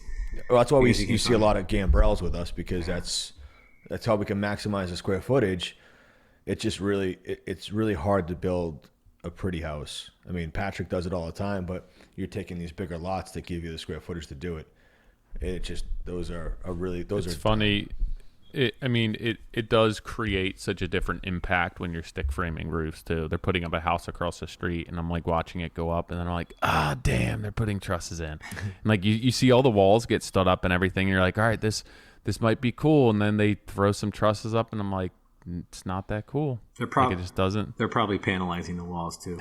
Probably. Hey, I'm going more that way. The more I have crappy framers, after we've had this conversation, I've had 3 framers that absolutely suck in a row. And it's that podcast, those Cape Cod guys you had on there, that was pretty impressive. It sounded like they weren't the typical, production type house panel guys. It's like they do custom. Have you seen the stuff they build? I haven't, no. Oh, you gotta check It's it out. amazing. I mean, they do some cool houses. I feel like modular has influenced my thought on panelization. I feel like I thought they were the same. And my mind just put them as one. And every time I see a stupid box getting put up with Tyvek blowing down the highway, I'm like, oh, that's panelization. That's junk. And I don't want that. But reality is pre-drywall. Yeah, it's just shaking down the street. I don't know. But no, it seems like more of a the crews have totally, in my opinion, fallen apart. Same crews that we used a year ago that were framing 3 houses, same crews on a different job. That's a year later, completely different. They have like one guy is the same out of the 5. It's getting so hard. I find it more so with rough carpentry crews to find good crews. We're down to like 1. We had like 3 that we'd use. I had a house that had to start a couple months ago, and the day I dropped the lumber, they were supposed to start the next day. He called me up, said he had 3 of his guys quit. He's packing up shop the day before us, and I've got lumber sitting there. So I had to go scrambling to find another crew. Now that's where a lump sum contract kills you, because I had my carpenter's number tied in. I had to pay more to get a good framer and get him in there quick. But the level of carpentry, the level of craftsmanship that you guys are always preaching about, it's scary how fast it's dying. How long are the days that your framers are working? They're working 8-hour days. Dude, these guys across the street were starting at 7 a.m. and going until like it was completely dark. They framed the whole house. It's a decent sized house. I'll send you pictures. Dude, 3 days. Really? It's not sheathed or anything, but like the entire house. I was like, why are they working such long hours? It's like Friday night at 8 o'clock at night, and they're still banging over there. I'm like, this is insane. Is that right when you were getting home from work? Pretty much. I think I was still running out to my shop.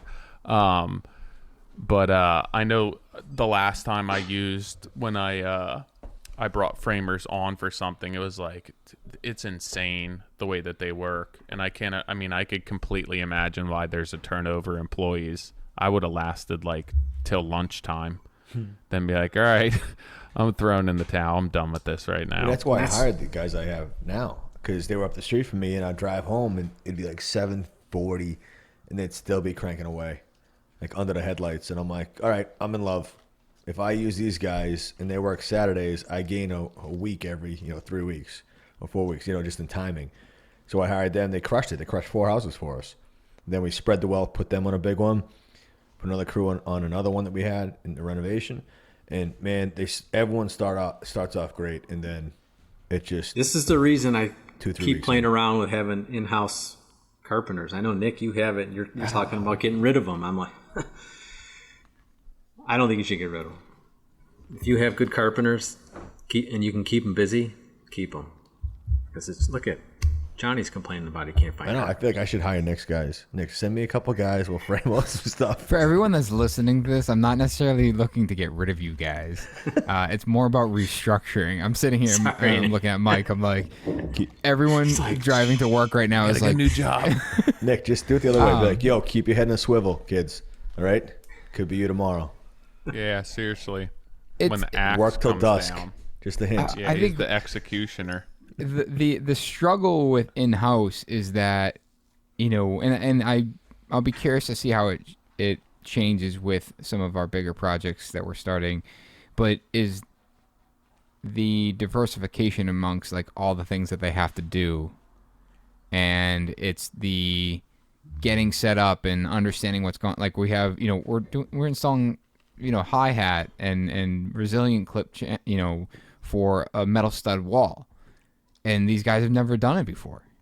And it's not overly complex, but it's still something that you got to first understand the right way to do it. And then what's the most efficient way to do it? And hey, what are the tools I need to do this the most efficient way? And oh, wait a second, now where do my receptacle boxes go? I never thought of that detail. And then it's, and then next week it's, now we're installing trim. And then it's the following week, all right, now we're framing out, wood frame. So tell me, what's the negative? You'd have to give that to a sub to do, and tell me what the negative is. Because usually because I think from a sub standpoint, you're hiring you're hiring a finish crew to do interior trim. You're not hiring that interior. I've hired interior guys to then go frame, and they're not efficient at it. Where it's like if I hire guys that just frame, they come in and they're set up. It's like they're not swapping tools out of their tool bag.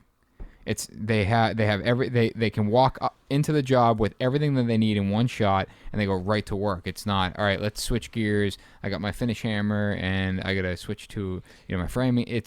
I think there's a lot of lost time there. Yeah, but dude, So finding good guys like Mike and I are saying is like a fucking nightmare. So if you can take a couple bag switches where they dump out the dust and switch out screws from nails. I don't think it's. So if you could, sorry to interrupt, but if you could choose, if your guys had to go rough frame or trim carpentry, what are they going to be? trim. Focus on. So you're going to transition into all this new construction? Have your own trim crew in house. That's more or less kind of what we're looking at. And, in the bigger picture of what we want to build, we're always going to need carpenters on our team. There's always going to be the miscellaneous subcontractor support carpenter that I think is invaluable. It's just something it makes your trades work more efficiently, where it's like when, we can all tell stories about how, one of our trades gets to a certain point. It's like, you know what? You guys aren't ready for me. You gotta come. You gotta put plywood on this wall. I'll be back next week. Where it's like when we're on site, it's that we catch a lot of that, right then and there. It's like, no problem. I'll do that right now to keep you going. And that's where I think that there's a lot of value of having guys in house for sure. I think it's just spreading, getting guys to be knowledgeable in so many different aspects. I agree. I think hearing you guys talk about how it's a struggle to find good guys, and good framers and things like that, I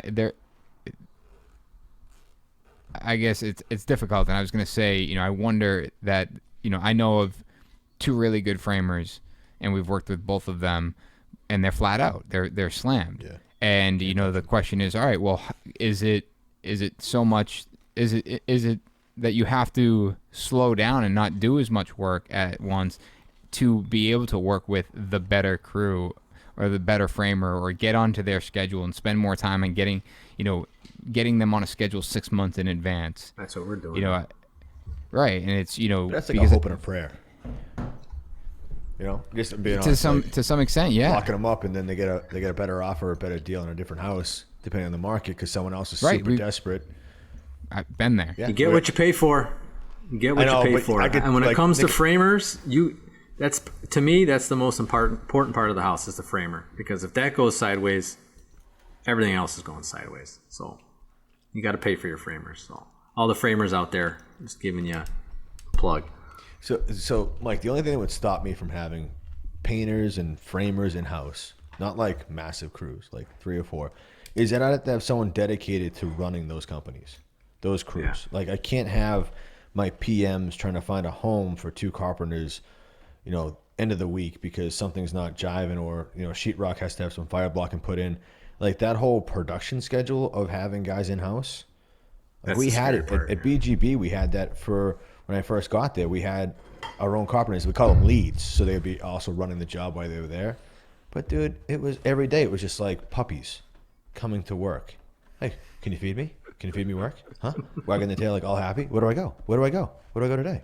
And it was like, dude, I can't run a job and forecast a job and forecast you guys. And so that's. I don't think the overhead worries me, because like we've all done the math. How much contract do I have in paint and framing for the next year? Then why not? It's just I don't want to be the person in charge of all those crews. That's what scares me. It's liability at that point. If you have a sub and they're learning on the job, a lot of times, obviously, you're paying some of that cost, and it may not necessarily be financial, but if it's your guys who are having to learn those different tasks on the job and the inefficiencies, especially, if you can't charge customers for that learning, so you're eating that cost when you own that labor. Where if it's a sub, you may not be owning that cost because it's on them to fix. It's a lot of liability. Yeah, it's scary. I sure as hell wouldn't want to do it. I wouldn't want to do any of it, all of it. I'm just like, no. Doesn't sound good to me. I say that every other day. Just even running subs, like, dude. It doesn't matter. No matter what way you slice it, it just seems like an impossible headache to me. And you're just always, I mean, I deal with crap every day on the small scale that I am and with all the control that I have. And it seems so impossible for anyone to get out from under themselves or get ahead with what you guys have to deal with. And then, you have a certain level of work, and then everyone's busier, and then subs, like subs are busier and you can't get them on your job, or they kind of skirt around your phone calls and trying to keep things moving along while you're trying to take care of your own responsibilities. I don't know if one's better than the other. No, and then the mercy is that then you end up taking on more responsibility to control it. Like Nick did that right out of the gate. And it's like I don't want to open a cabinet shop. Never been something in my mind, but it's like if I look back at the last year with Benny, the amount of headaches that have been, like right now we have a product we've given $15,000 for to get it in the schedule, get it in production. We haven't even gotten cabinet drawings in 2 months. Like, do you know how much of an aggravating thing this is, that the biggest hinge point and then the finish of the project is cabinetry? And it's like, dude, how do you plan anything around it? How do I schedule templating? How do I finish closeout?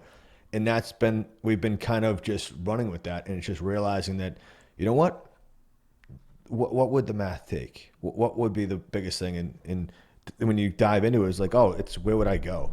That was the biggest thing holding me back. Maybe it's because Nick's always like, well, I love my space. I'm making it work and blah, blah. And I'm like, yeah, I don't want anything to do with that. I guess maybe chasing somebody is okay. And it just got to a point where, you almost dread the next month. You get me? Like everything's cruising into finishes. Like you got plastic going, you're like, oh my God. Like you get that, like, it's almost like just trading one headache for another. I hope not. I'm going to figure it out, but I guess now I have control. Like instead of having to drive to a shop and go, is my stuff on the floor? Like at least I'll know. Yeah. And so now you can pay to fix it when it's screwed up and the cabinet company won't. Well, that hasn't been the issue. It's more of just getting it through. Like we have a guy that's going to But it will be the issue now. Dude, but now I got to do it anyways. Like we have a cabinet that's split, some oak paneling split in the back. I'm like, all right, so we're going to take that cabinet out because I don't know when they're coming. You know, we're already, it's almost the same as concierge. We put a cool name on it, but dude, we're already fixing toilets, cleaning gutters, making sure people have their driveways shoveled out, making sure. Like these guys are on another level. This is like, I need cars for my business, so let's just start an auto plant. Come on. Like, they need cabinets, so they're just starting a cabinet company. I won't ever get That's there. A great idea. Our own vehicle. Seriously. Tesla. I just got tired of waiting on vehicles. They're taking a year to get in, so I just started making them ourselves. That'd be fun. But dude, you go to anyone else that's doing cabinetry, they're straight out too, and the product isn't as good. So what's the lateral move?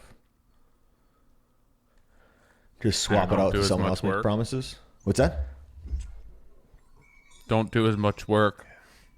It's musical chairs. What happens when the music stops playing? People slow up and they have all this overhead and.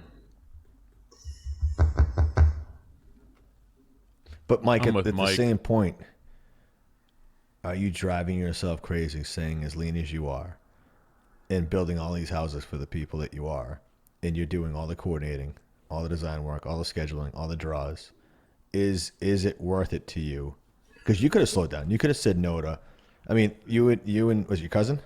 Yeah, cousin John. You and your cousin Johnny. 6 kids. Yeah. 6 kids. You can't slow down. Work on that pull-up game. I'm going to be working till I'm 80. Yeah, but I'm like, let's say like the two of you guys, if I was lean, I do the math all the time. Like, what if I just did 2 houses a year and then start the next house when one's closing out? I mean, I feel like the numbers would work there. No? So why I don't know, what are you doing? 14 houses at once, I feel like? No, if you keep posting?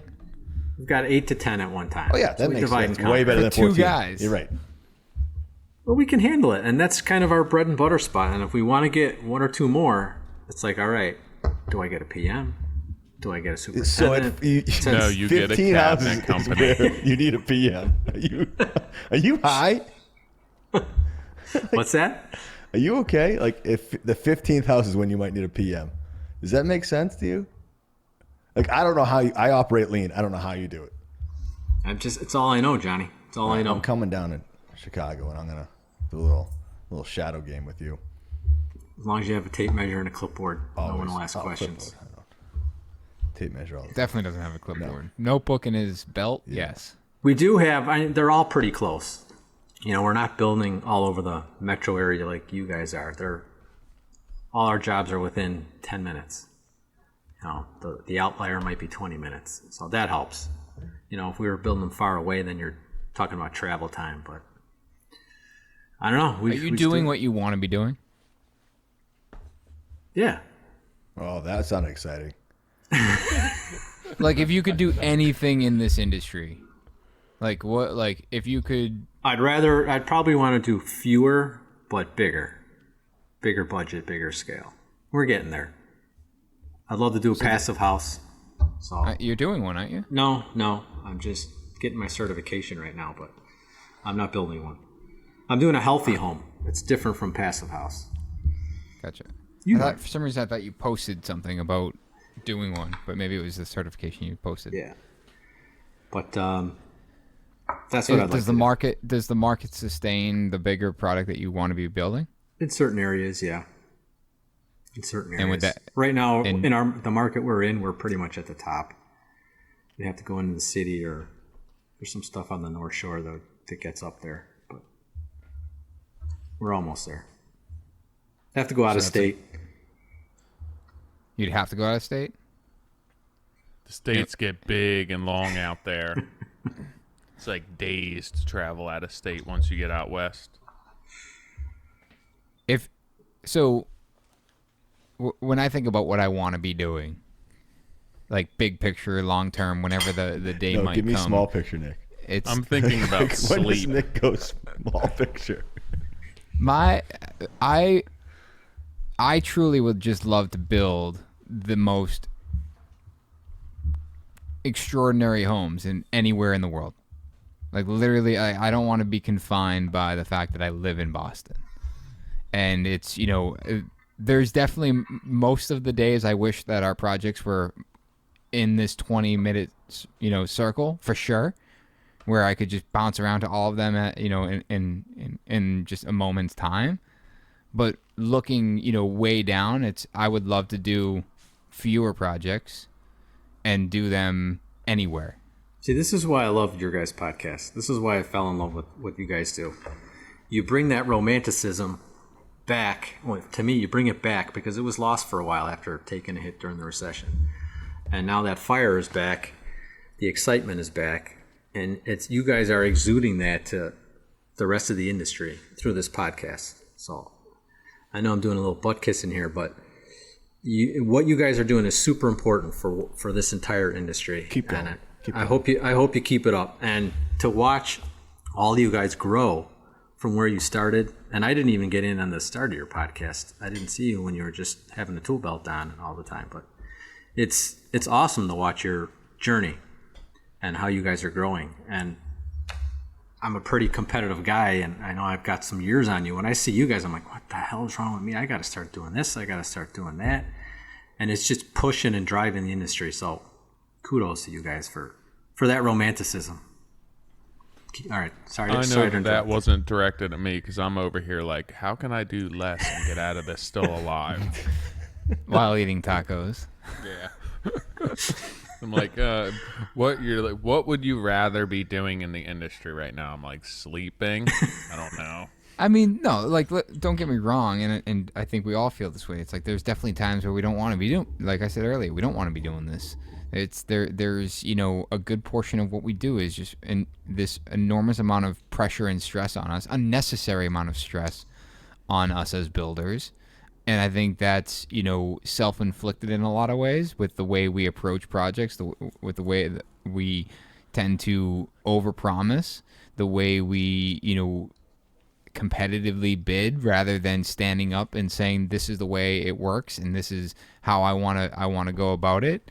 If you were to be able to do, say, 4 projects at a time and they were bigger budgets and bigger scale, you probably wouldn't be in a position where you'd have to competitively bid as much, because you would be putting yourself in this position to, exclusivity, whatever you want to call it. It's like, no, this is who we are and this is what we do. I'm not going to competitively bid. You're going to work with me because you want a big ass, badass house. And it's, and I appreciate like what you're saying. It's like you guys are getting there, and that's why I asked like what your goal is. And I have had I've had a handful of phone calls this year of people wanting us to build a home outside of Massachusetts, and I get incredibly excited about that opportunity. Too much so where it's like I was on a phone call for 2 hours only to find out that their budget was just like way out of line with what like I could even if I lived on the property I wouldn't have been able to build the house. But the point is, it's like that's my big picture goal is to just build these awesome homes anywhere in the world and not be confined to a certain location. And for you, it's to be able to build big homes that have the budgets, but don't put you in this. I don't even know what my point was here, but it's like to not be put in this competitive bid process where it's like, well, no, I want you. I don't even mind the competitive bid, to be honest with you. It's whether that's just accepting it. Yeah, it's like I'm not afraid to bid against anybody.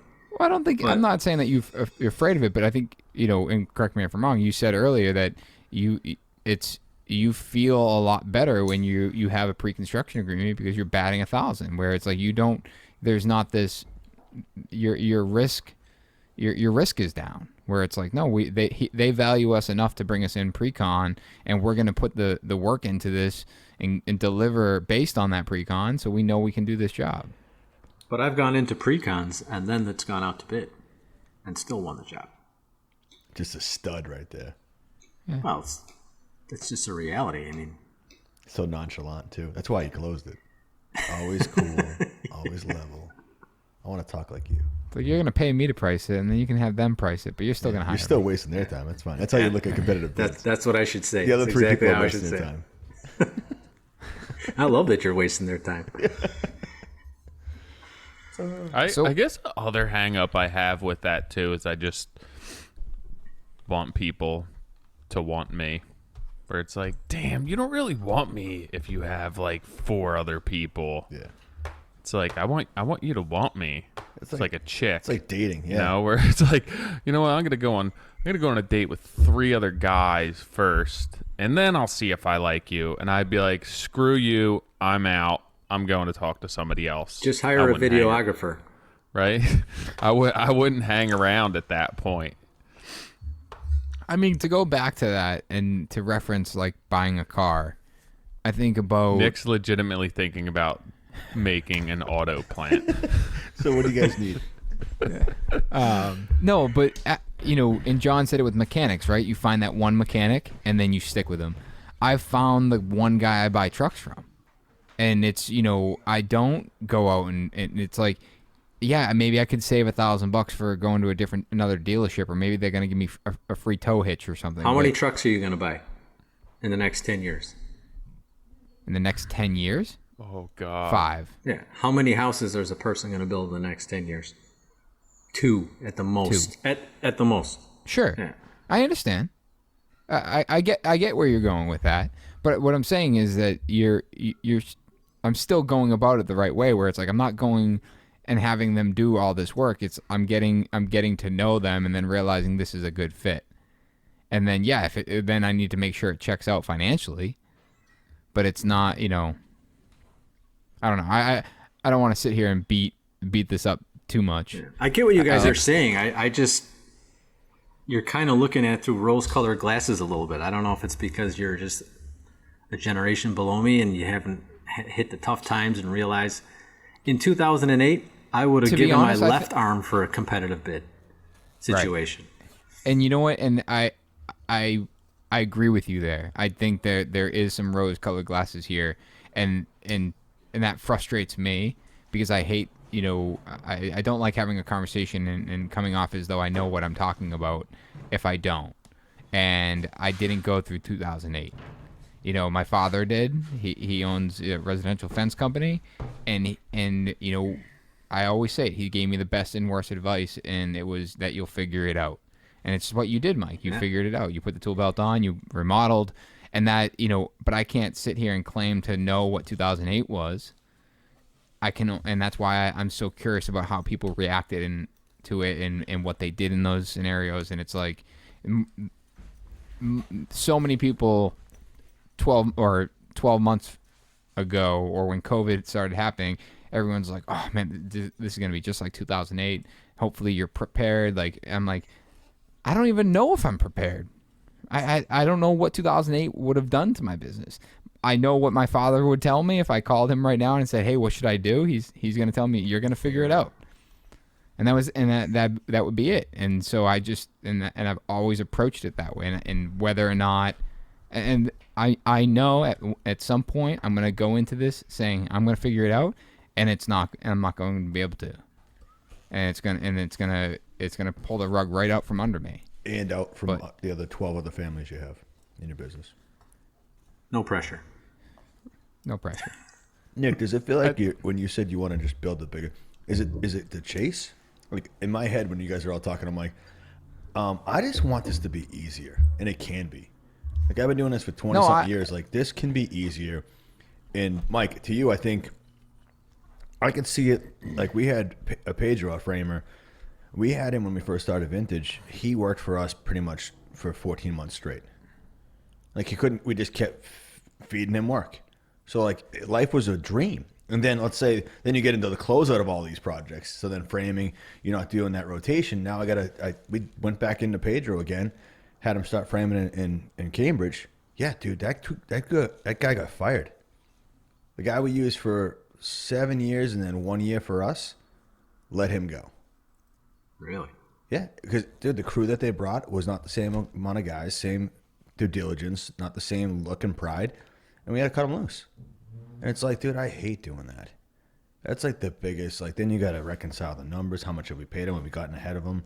Because all these guys want money as fast as they can get it, and it's like, well, I want to entice them to make sure they keep coming back, and then you find yourself either even or overpaid, and then you're like, all right, now how do I get out of this? I don't know. I just feel like my goal is to build whatever. If it's a $300,000 renovation, I just want to be the coolest thing. It could change someone's life, like their family. And I just want to be able to do that. And I want to just be good where I don't have to be like, oh my God, what is today going to throw at me? Like what piece of shit that I don't want to deal with today am I going to have to deal with? That just like, dude, just a brain suck from some stupid email that then I have to then go and meet and dial in and then reiterate something else and then talk to my team about it. And it's like, dude, I will burn 14 hours on that and then be home and thinking about it again. Like Sunday, all day Sunday, I was thinking about stuff and I was like, you said you weren't going to do this. Like, then I'm talking to myself. Like, you aren't going to do this anymore. Why are we doing this? Like, legit having, like, I probably look like a crazy person on Sunday. Like, come on. It's part of the game. I know, but like, it shouldn't be. And like, every day I'm like, all right, this is like, we all talked about this at Christmas. Not having the same Christmas again. All right, what am I doing right now at the end of Q1 to make 2021 Christmas different than, so we don't have the same podcast where if I wanted to slit their wrist and jump off the mountain, you know, like how, what are we doing?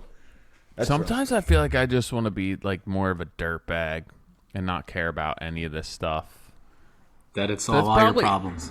Right? I feel like it might be even gaining the trust of customers and the whole the competitive bid thing. And I look at it from my point of view, and I think, you know, there's never been a time in my career where we've had to change. There's been a change of scope, and I've just like gouged a customer, or, you know, I'm going to put a low number on a bid and then just taking advantage of them.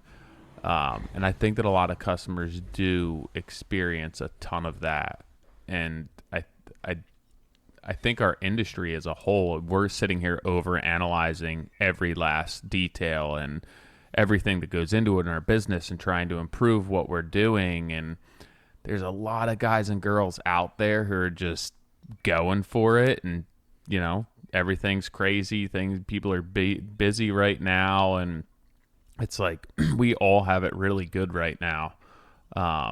And it's still difficult for all of us. It's just creating more pressure. I was texting Jamie from Verdura this morning, actually. And he's like, yeah, I don't post everything I'm doing on social media. Sorry, Jamie, this is going out. But he's running 20 guys. He's pulling his hair out, running from job to job, just trying to manage his guys. And that's what I'm most afraid of, is managing all those. You got to get one, though, Mike. Like, I'm not saying go get 20. But then I got to pull away from what I'm doing to show him how to do what he's supposed to do. See, Mike's still gun shy. I don't blame him. It only takes once to learn your lesson. Like, you get burnt. You shouldn't be the rat that continually goes to the thing that buzzes them rather than giving them food. Like, you should only have to get buzzed a couple times to be like, you know what? That one buzzes me when I press it. But then sometimes you just want to hit it. Like, that's what it felt like again. Maybe I'm just not nice enough. I don't know. No, but you get enough work. It's like to me, the numbers add up that I could take a chance on somebody, and with the amount of quality of work that you're doing and the face you have on social media and it's that calm, soothing voice, you should get somebody good that, like, you know, wants to be part of that. You should. No, but like somebody will want to be part of that family, that culture, that what you're creating, and like just not take anyone off the street, but dude, there's people that I feel like if you put it out there, like we get people that want to interview, you put it out there and it's like, dude, half the people, probably more, 80% of the people don't live in the state, but their market doesn't give them the ability to build what we're doing, and that's a huge draw. That brings up another point I wanted to bring up is when you do that. Like right now, I'm the face, and when the customer calls, they talk to me. They talk to me. They talk to John, who's got a prettier face than I do. I always say there's always a workhorse and a show pony in a partnership. You figure out who's who. But when the customer calls, they call me. You know, they don't talk to a project manager. They don't talk to someone in the office. They talk to me at any point during the project. And I don't want to dilute that. When you go to a financial planner, do you want to talk to the peon or do you want to talk to the boss? When you go to an attorney, do you want to talk to the attorney or do you want to talk to paralegal? Okay, hold up. I don't want the attorney making photocopies of the stuff I just signed. Okay, I want the paralegal doing that. So there's certain things about what you just said I agree with, but there's other times where like, there's certain things like if you're at a client meeting that's going to last 3 hours, and then at the tail end of that client meeting, your mind starts to wander of what can we get screwed up right now. Like that's the moment in time that I'd want to eliminate. That's the part of, like, the system's already there, Mike. You know how to work it. It's just those moments where you go to bed that night and you're like, I got this. And you're lying to yourself. And then the next morning you're like, all right, so I need to be in 3 spots at the same time right now. Which one's the most critical? Which one can I make a phone call on that will solve? And then what's the one you have to race out of that meeting to make sure that it all worked out? Those are the moments we're talking about right now to grab an employee for. That's it. Do you want an employee, Mike? I don't know. I'm wrestling with it. And we have, don't get me wrong, I have John, we have a laborer, but we need somebody else. And we can handle it right now without, but if we land, 3 more jobs at the same time, we're probably going to need somebody. What does your day look like right now? Long. Every time I jump on Clubhouse and I have a long day, this some bitch is right on with me. And is it just strike while the iron's hot type of thing? Some of that's happening now, yes. I jumped on Instagram. I don't know how long I've been on there now, maybe almost 2 years. And I don't know if it's the market or is it Instagram that's pushing business our way. A phone has been ringing off the hook. I mean, right before I jumped on with you guys, I had a call here. Someone looking to build another house and buy a lot. And I don't know, is it market or Instagram? It's something. So when you say strike, now I'm getting a little worried, John.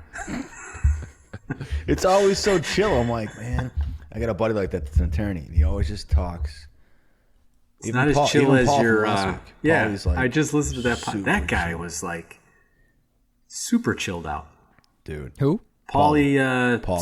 Skinny jeans, you call him? Yes, he was on site today, and the client goes, Paul. I thought there was a girl on site. And it was just because it was Paulie in his skinny jeans. That poor guy. God, I gotta take a picture. You know who else has a voice like that is Spencer. I could listen to Spencer all day. He's one of our top downloads, right, Nick? Yeah. So why, if you were fine where you are and, you're affording life and assuming that you're able to have the lifestyle that you want and you're in a good place, why take on more builds? Well, you're assuming something you shouldn't assume. Maybe I want more out of life. Maybe I want that second house. Maybe I want my kids to have no college debt. There's lots of things. I think you're screwed in that one. Right. Are they all girls? How many weddings are you paying for? All girls. Oh my God. Oh, man, yeah, you are screwed. That's why you're working so much. You're going to need more than one. I've got one in college. She's pretty much on her own, though. I've got one starting college next year, actually in the East Coast. And You paying for weddings? hell no. What? Nobody paid for my wedding. I'm not paying for anybody. Yeah, the guy- That's You're not because a you're girl. a guy. You only have to pay for like the rehearsal dinner. I'll send them on a nice honeymoon. That's gonna be a coin too. Yeah. Like you're not getting out of anything here. Why is it Six when trips to when Australia. somebody has daughters, they always talk about, are you paying for the wedding? Well, I think Because it's it's pretty like the standard. traditional thing to do. Like, Father of the Bride, man. my Said multiple movies by the same name. I made a joke the other day to one of my friends that my son was gonna marry his daughter, and he goes, "That's fine. His son was gonna marry. No, wait. Your son Yeah, was my going to son marry was gonna his marry daughter. his daughter. Yeah, yeah. And he was like that. And no, it was the other way around. Your daughter was going to marry his yes. son. Sorry, I'm doing a terrible job at explaining this, but basically he said that's fine, but I'm a traditional guy, so you got to pay for the wedding, and that was like the first time I had heard that. But now, Really? like you're well, yeah. I don't know. I've never thought of like. How many of you guys at the asked? fire hall. How many of you guys asked the missus, like the father-in-law, for permission? Me. Me. That sucked. It was the fucking weirdest thing I've ever done. I Really? took him to lunch. I couldn't even eat. I got a ham and cheese sandwich with nothing on it. Never Ew. something I Hold would on, order. what, you Ham took him and to lunch? cheese, and he allowed you to marry his daughter after that? I've been like, no, you just ordered a ham and cheese and Dude, you're a I'll grown tell- adult. I'll That's tell the weird. story. So Marry my daughter. I was doing a project where in the town that he lived, You eat like a toddler. The hell's wrong with you? and just spit I all had over I was like, hey, it timed out perfectly. I was like, hey, I'm doing a project down the street from your house. You want to grab lunch one day? And he's like, sure. And I had texted him the day that we were meeting for lunch, and I wasn't up in that area. Like, I just happened to not be up on that project, and I was like, hey, I'm just coming through the tunnel right now. And he goes, I thought the whole point was that you were coming up here, or we were getting lunch because you were down the street from my house. And later on, he told me he knew why we were getting lunch. And he picked this sandwich shop and literally knew every single person that walked in the door. Hey, come meet Nick. This is my daughter's boy. Hey, come meet Nick. This is my daughter's boy. And I'm sitting there with a ham and cheese sandwich in front of me. And he's like, you going to eat? I'm like, yeah, I'm just being polite, waiting for you. And I pick up, I take a bite, and I'm like, so I got a question. And he goes, yeah, I know. It's like, he's like, man, you're so nervous. I'm like, yeah, I actually don't know why. He goes, I'm going to tell you the same thing I told the other one. He's like, you have my permission, but good luck. And I was like, all right. I wrapped my sandwich up and left. Did you get the crust cut off of it, or was it Definitely cut the crust off. But, I forget when I asked Rachel's dad. I forget. Why it's I such a guess it nerve-wracking wasn't as thing. memorable as yours. I guess not. My went father I'll in tell you law. one thing: I didn't get ham and cheese sandwich. I went to the firehouse when my father-in-law was working. I parked around the corner, and I went up to the firehouse, super nervous too, Nick, because I was like, walked in, I'm like, God, where is he? And I find him upstairs, and he's at the window, and he's talking to a bunch of firefighters, and like, look at this jackass parked on the corner, and I'm like, then I peek like over their shoulders, and it's my truck, like, because they can't make the turn, like it's not like there's a truck leaving, but they're like, idiot parked, and I'm like, yeah, that's me. So as we're walking down to my truck, I'm like, yeah, so I'm here to ask you permission. And he's like, yeah, no problem, blah, blah. But I was like, God, I'm getting red now thinking about it. Because I was like, everyone was crowded around looking at my truck because I was so nervous about parking. I was like, do I park in front of the firehouse? Do I park around the corner? Yeah, my father-in-law, he's a Chicago cop. So that was a little nerve-wracking. But total gentleman.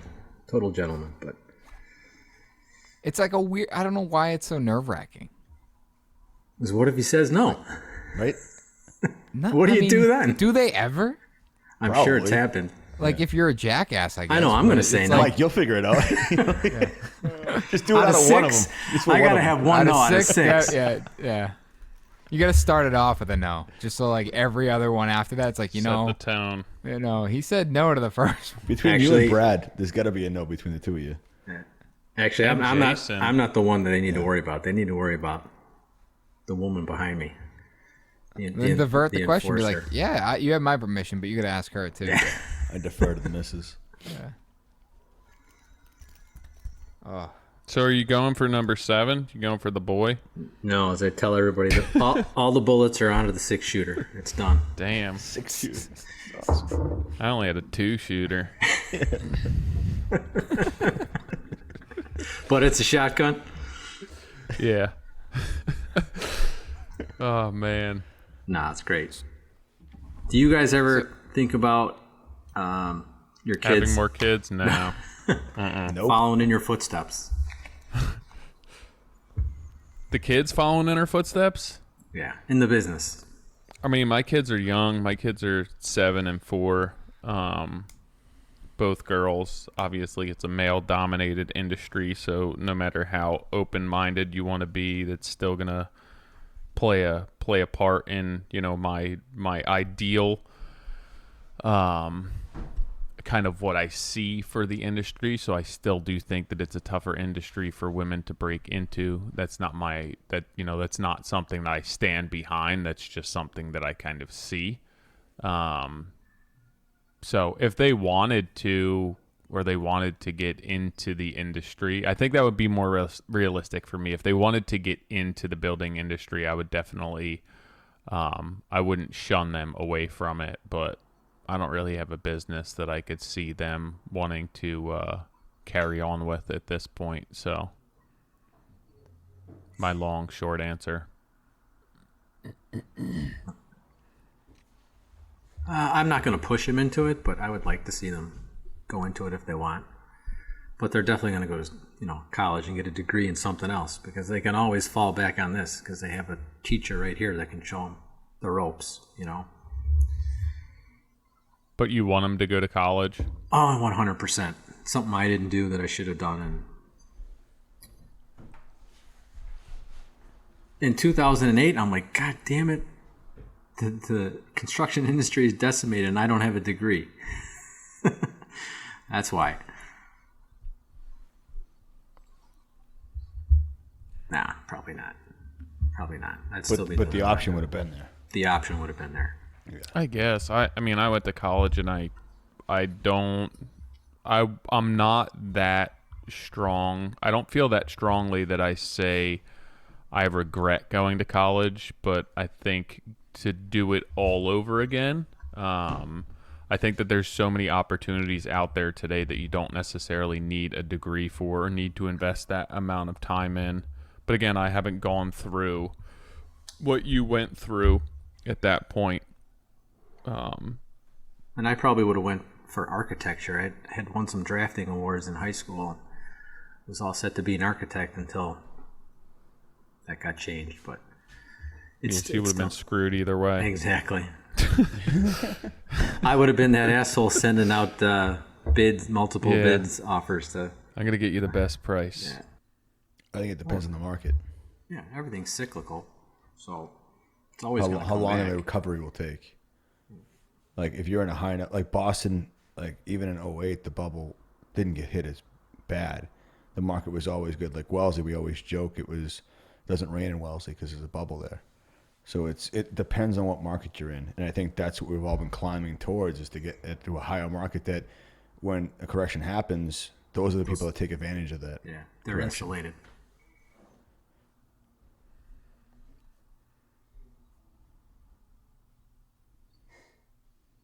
you're talking to somebody. Chicago hasn't recovered. We haven't achieved our price where our high price point was from before the recession till this year. Yeah, like what's your house go for now? One of your houses. Give us not the 45 spec. Just give me the Cliff Notes. Well, we're at the top of the market where we are now, and they're 2.5 up to 5. And but like how many square foot? Like let's say a 3,600 square foot, 2 floors, five bedroom, 4.5 bath. Around 1.5 to 2. How many square feet? 3,600. In that town. Now you can go 10 miles or 5 miles west, and that house is $1 million bucks. So before 08, it was at that point or higher. Yeah. Wow. So before I was selling townhomes in 08 for $700,000 for a 2,800 square foot townhouse. I don't even think that townhouse is worth that much today. And it's true for the entire Chicago area. You know, our price appreciation just sucked compared to the rest of the country. But it's going to happen again. Like Benny's trying to buy a place in Maine. He lost a bid on a house by $100,000. That person that buys that house for $100,000 more, they won't get appraised for it. No. And then let's say there's a correction that happens in the next 3 years, you will be upside down. I think I bought in 07 or 08, one of the two. I bought the height of the market back in the day when I was in Malden. Bought it. It was an absolute rat hole. Got it, and then like we were like for the next 11 years, we're like, oh, we're gonna break even. We're gonna break even, and it wasn't until the 11th year that it went off on a rocket ship. But it was like to Nick, it took. But let's say we talk about it all the time, if we held it for another 3 years, it was $100,000 a year after that. But for the next 9 years after we bought that house, I mean, we got a 5-year ARM adjustable, and we're like, this will be okay.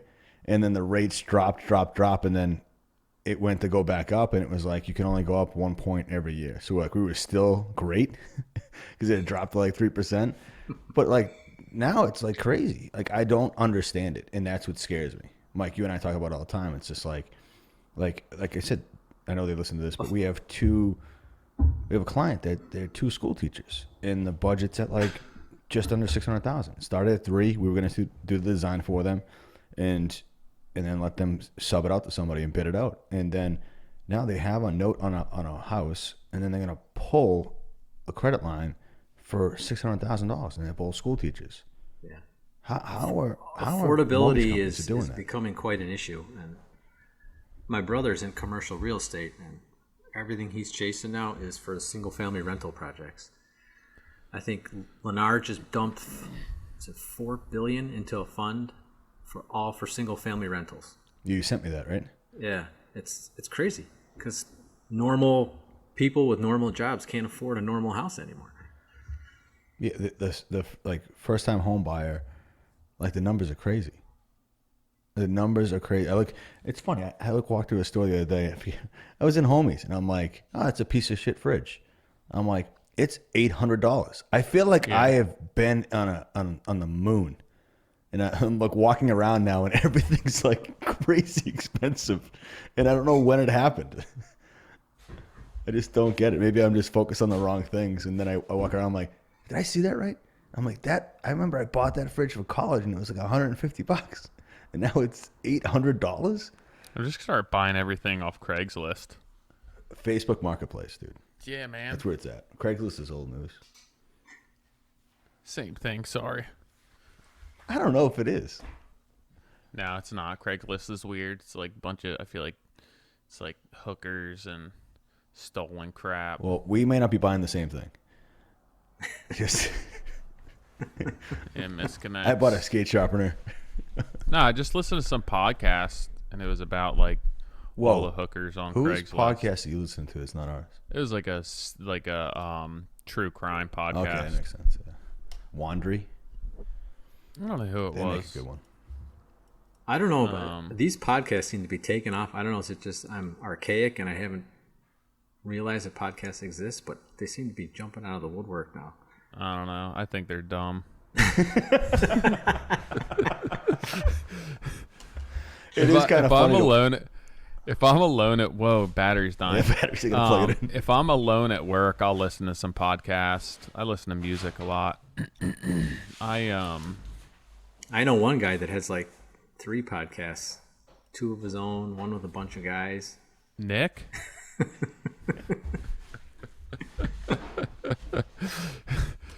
Nick was like, who's this? I find, I don't know.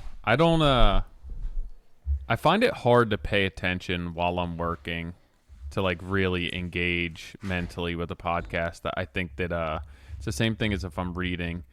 I'll find myself reading and I'll be 5 pages into a book and realize that I literally have no idea what I just read for the past 5 minutes because I was thinking about something else. 100%. I can't listen to you guys on Monday morning. I know you drop your episodes on Monday morning, but when I'm driving to work on Monday, my head's got to be in the game. Yeah. And then I start listening to your podcast and I get off on these tangents and I'm listening. Like the guy you just had on from Australia, the Nook guy, I lost an hour and a half that morning trying to get stuff done, just listening to that podcast. That guy was the most positive person I think I ever heard in my life, but I can't listen to you guys on Monday morning. I have to put you on in the evening. But it's like the radio. How many of us listen to the radio and was like, oh, I got to tune into every second?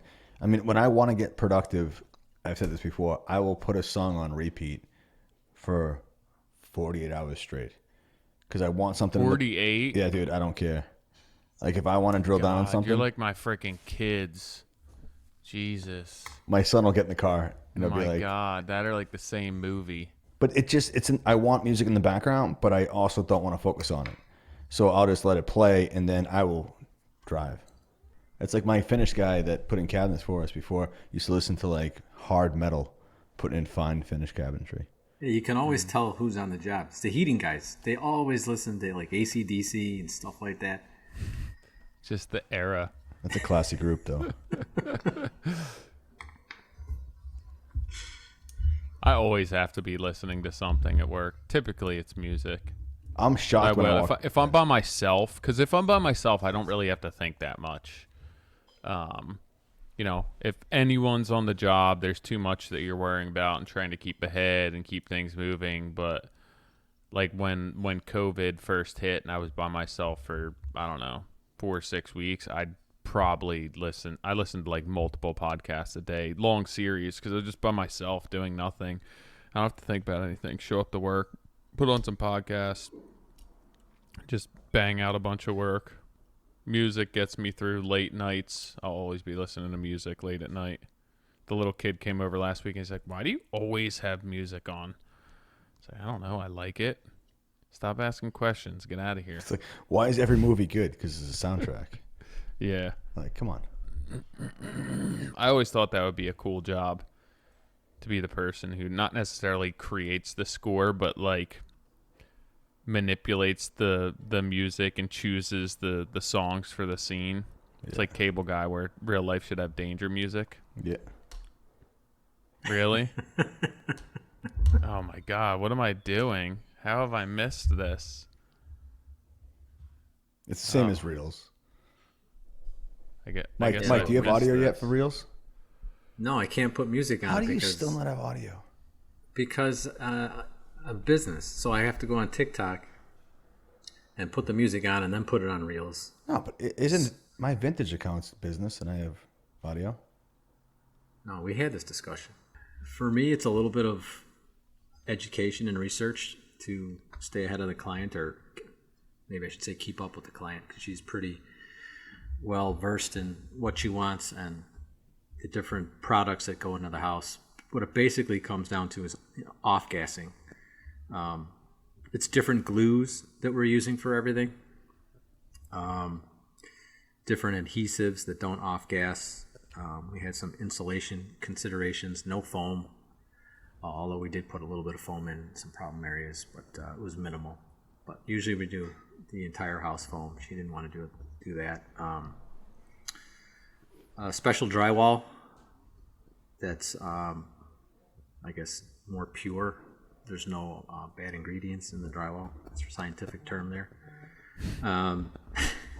I'm over here thinking the drywall's good, cutting it without a mask on. Now I know there's bad stuff in it. Did you say? Did you say this was the lady just wants this, or it's allergy reasons? No, she wants it. EMF is another one, electromagnetic fields. We had a special consultant in checking electric fields and magnetic fields before the house started, before we put electrical in, after we put electrical in, and before drywall. The benefit here in our market is all our electrical is in conduit, so it's automatically grounded and shielded, which is a huge benefit for electrical fields. If we were all Romex, it'd probably be a lot worse. So you guys run all your electrical on what, like BX? I think it's driven by the unions. I mean, I don't know anything different. It's all I've ever built is with electrical.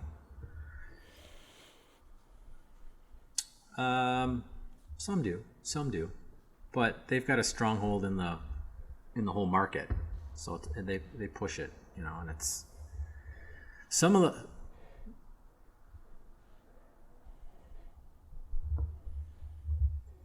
Hold on. Any guesses? Anybody? Before he says anything. Take a guess. Any guesses? My guess is your number is probably going to be close to what my number is. 31,000. More. You can do $1. 31,000? 31,000. Wait. I'm saying more than both of you. You saying 31,100? No, what'd you say, 60, Nick? $1. 60? No. For a house that size, probably 45 grand. Yeah. And it depends if they put a generator. We're putting a lot of generators in. We're putting bigger services in. What's your service? We had this discussion in Clubhouse. Depends on the size of the house. The last big one we did, we just put an 800 amp service in. That thing was It's all LED. What are you pulling? Pools, jacuzzis. Do the load calcs. It comes out. AC. It was 5 ACs, 5 furnaces, 2 boilers. Okay, hold on. What size square foot house? Let's break this down. It was 10,000. And you had 5 condensers? It was a big house. And it wasn't a box. You know, it was built kind of like a horseshoe. So it was a little bit chopped up. So to properly heat and cool it, it had to be that many systems, that many zones. But yeah, you do the load calcs, it comes out. It was over 600 amps, so you can't do 700. You have to go 8. I've been doing 200 amps almost on every product except for the big ones that are 4. Most of ours are 4, a couple 6s, but this was an outlier. But when you see all the conduit coming into an 800 amp service, it's like a giant octopus. That's like commercial. Yeah, right. It looks like a commercial. It's dedicated feeds for every outlet. That's what he's doing. Every single home runs for every outlet. The unions drive. You just said the unions driving the electrical. That's why. We're getting paid. We haven't talked about it in a while, but that book I loved was Zapped. We talked about like how to build a healthy house, and the lady was like, I don't know if she's slightly crazy, but it sounded like a conspiracy theory. I was kind of thinking that while he was saying electromagnetic fields. I'm like, all right, this lady's nuts. It's true. Well, but isn't the problem is that from what I understood was that like there's your neutral that's going to run through all your recess cans no matter what, even if the circuit's off. So every spot you have a recess light, it's gonna. Yeah, but it's even location of lights. Like they shouldn't be in like that book Zapped. Anything within 3 feet of your head, like the whole. Is that Nick blinking? Whoa. You're blinking, Nick. The whole screen. You got some EMFs going on over there. Yeah, seriously. Yeah. I can hear you, yeah. Another big thing for her was the 5G. This town is putting, like every electric pole is getting a 5G antenna. And she's pretty apprehensive about the 5G, so that was another thing. We actually shielded behind the smart meter, the gas meter, and put some other shielding in the house. Well, I feel like I used to be the one where I had the kill switches for my Wi-Fi because of that Zap book. And now I'm like, I thought about this just the other day. I'm like, imagine if I tried to do that now. Everything is Wi-Fi. Yeah. Everything. And I'm like, I would I'd be killed. Like, what's that switch do? I accidentally hit it. The whole world would implode, even though the other day we had no power. Thank you for listening to this podcast. Unfortunately, we had some audio troubles at the very end there, so we lost Mike. That's actually my fault, so I'm not going to blame him. But we did talk to Mike offline, and he is up for round 2. I think an interesting conversation about healthy homes is something that is worthwhile, worth bringing Mike back to continue that conversation. And I'm sure we can go for another 2-3 hours just on that topic alone. So if you guys want to hear that episode, let us know on Instagram. Make sure you repost and let us know you want a round 2. If you want to give us some feedback, make sure you hit that Survey Monkey on our Instagram. And if you're thinking we're doing a good job, a 5-star review would be appreciated on iTunes. As always, guys, this podcast is brought to you by Duration Moulding and Millwork. In a world of ever-increasing lead times and escalated pricing, how about a product line that gives you neither? That's right, even completely custom molding profiles are produced in just 2 weeks from Duration. And as other molding and siding product line increases continue to march upward, durations remain the same. Get exactly what you want quickly, efficiently, and cost-effectively. And to learn more about Duration Poly Ash products, please visit their website at durationmillwork.com and be sure to check them out on Instagram.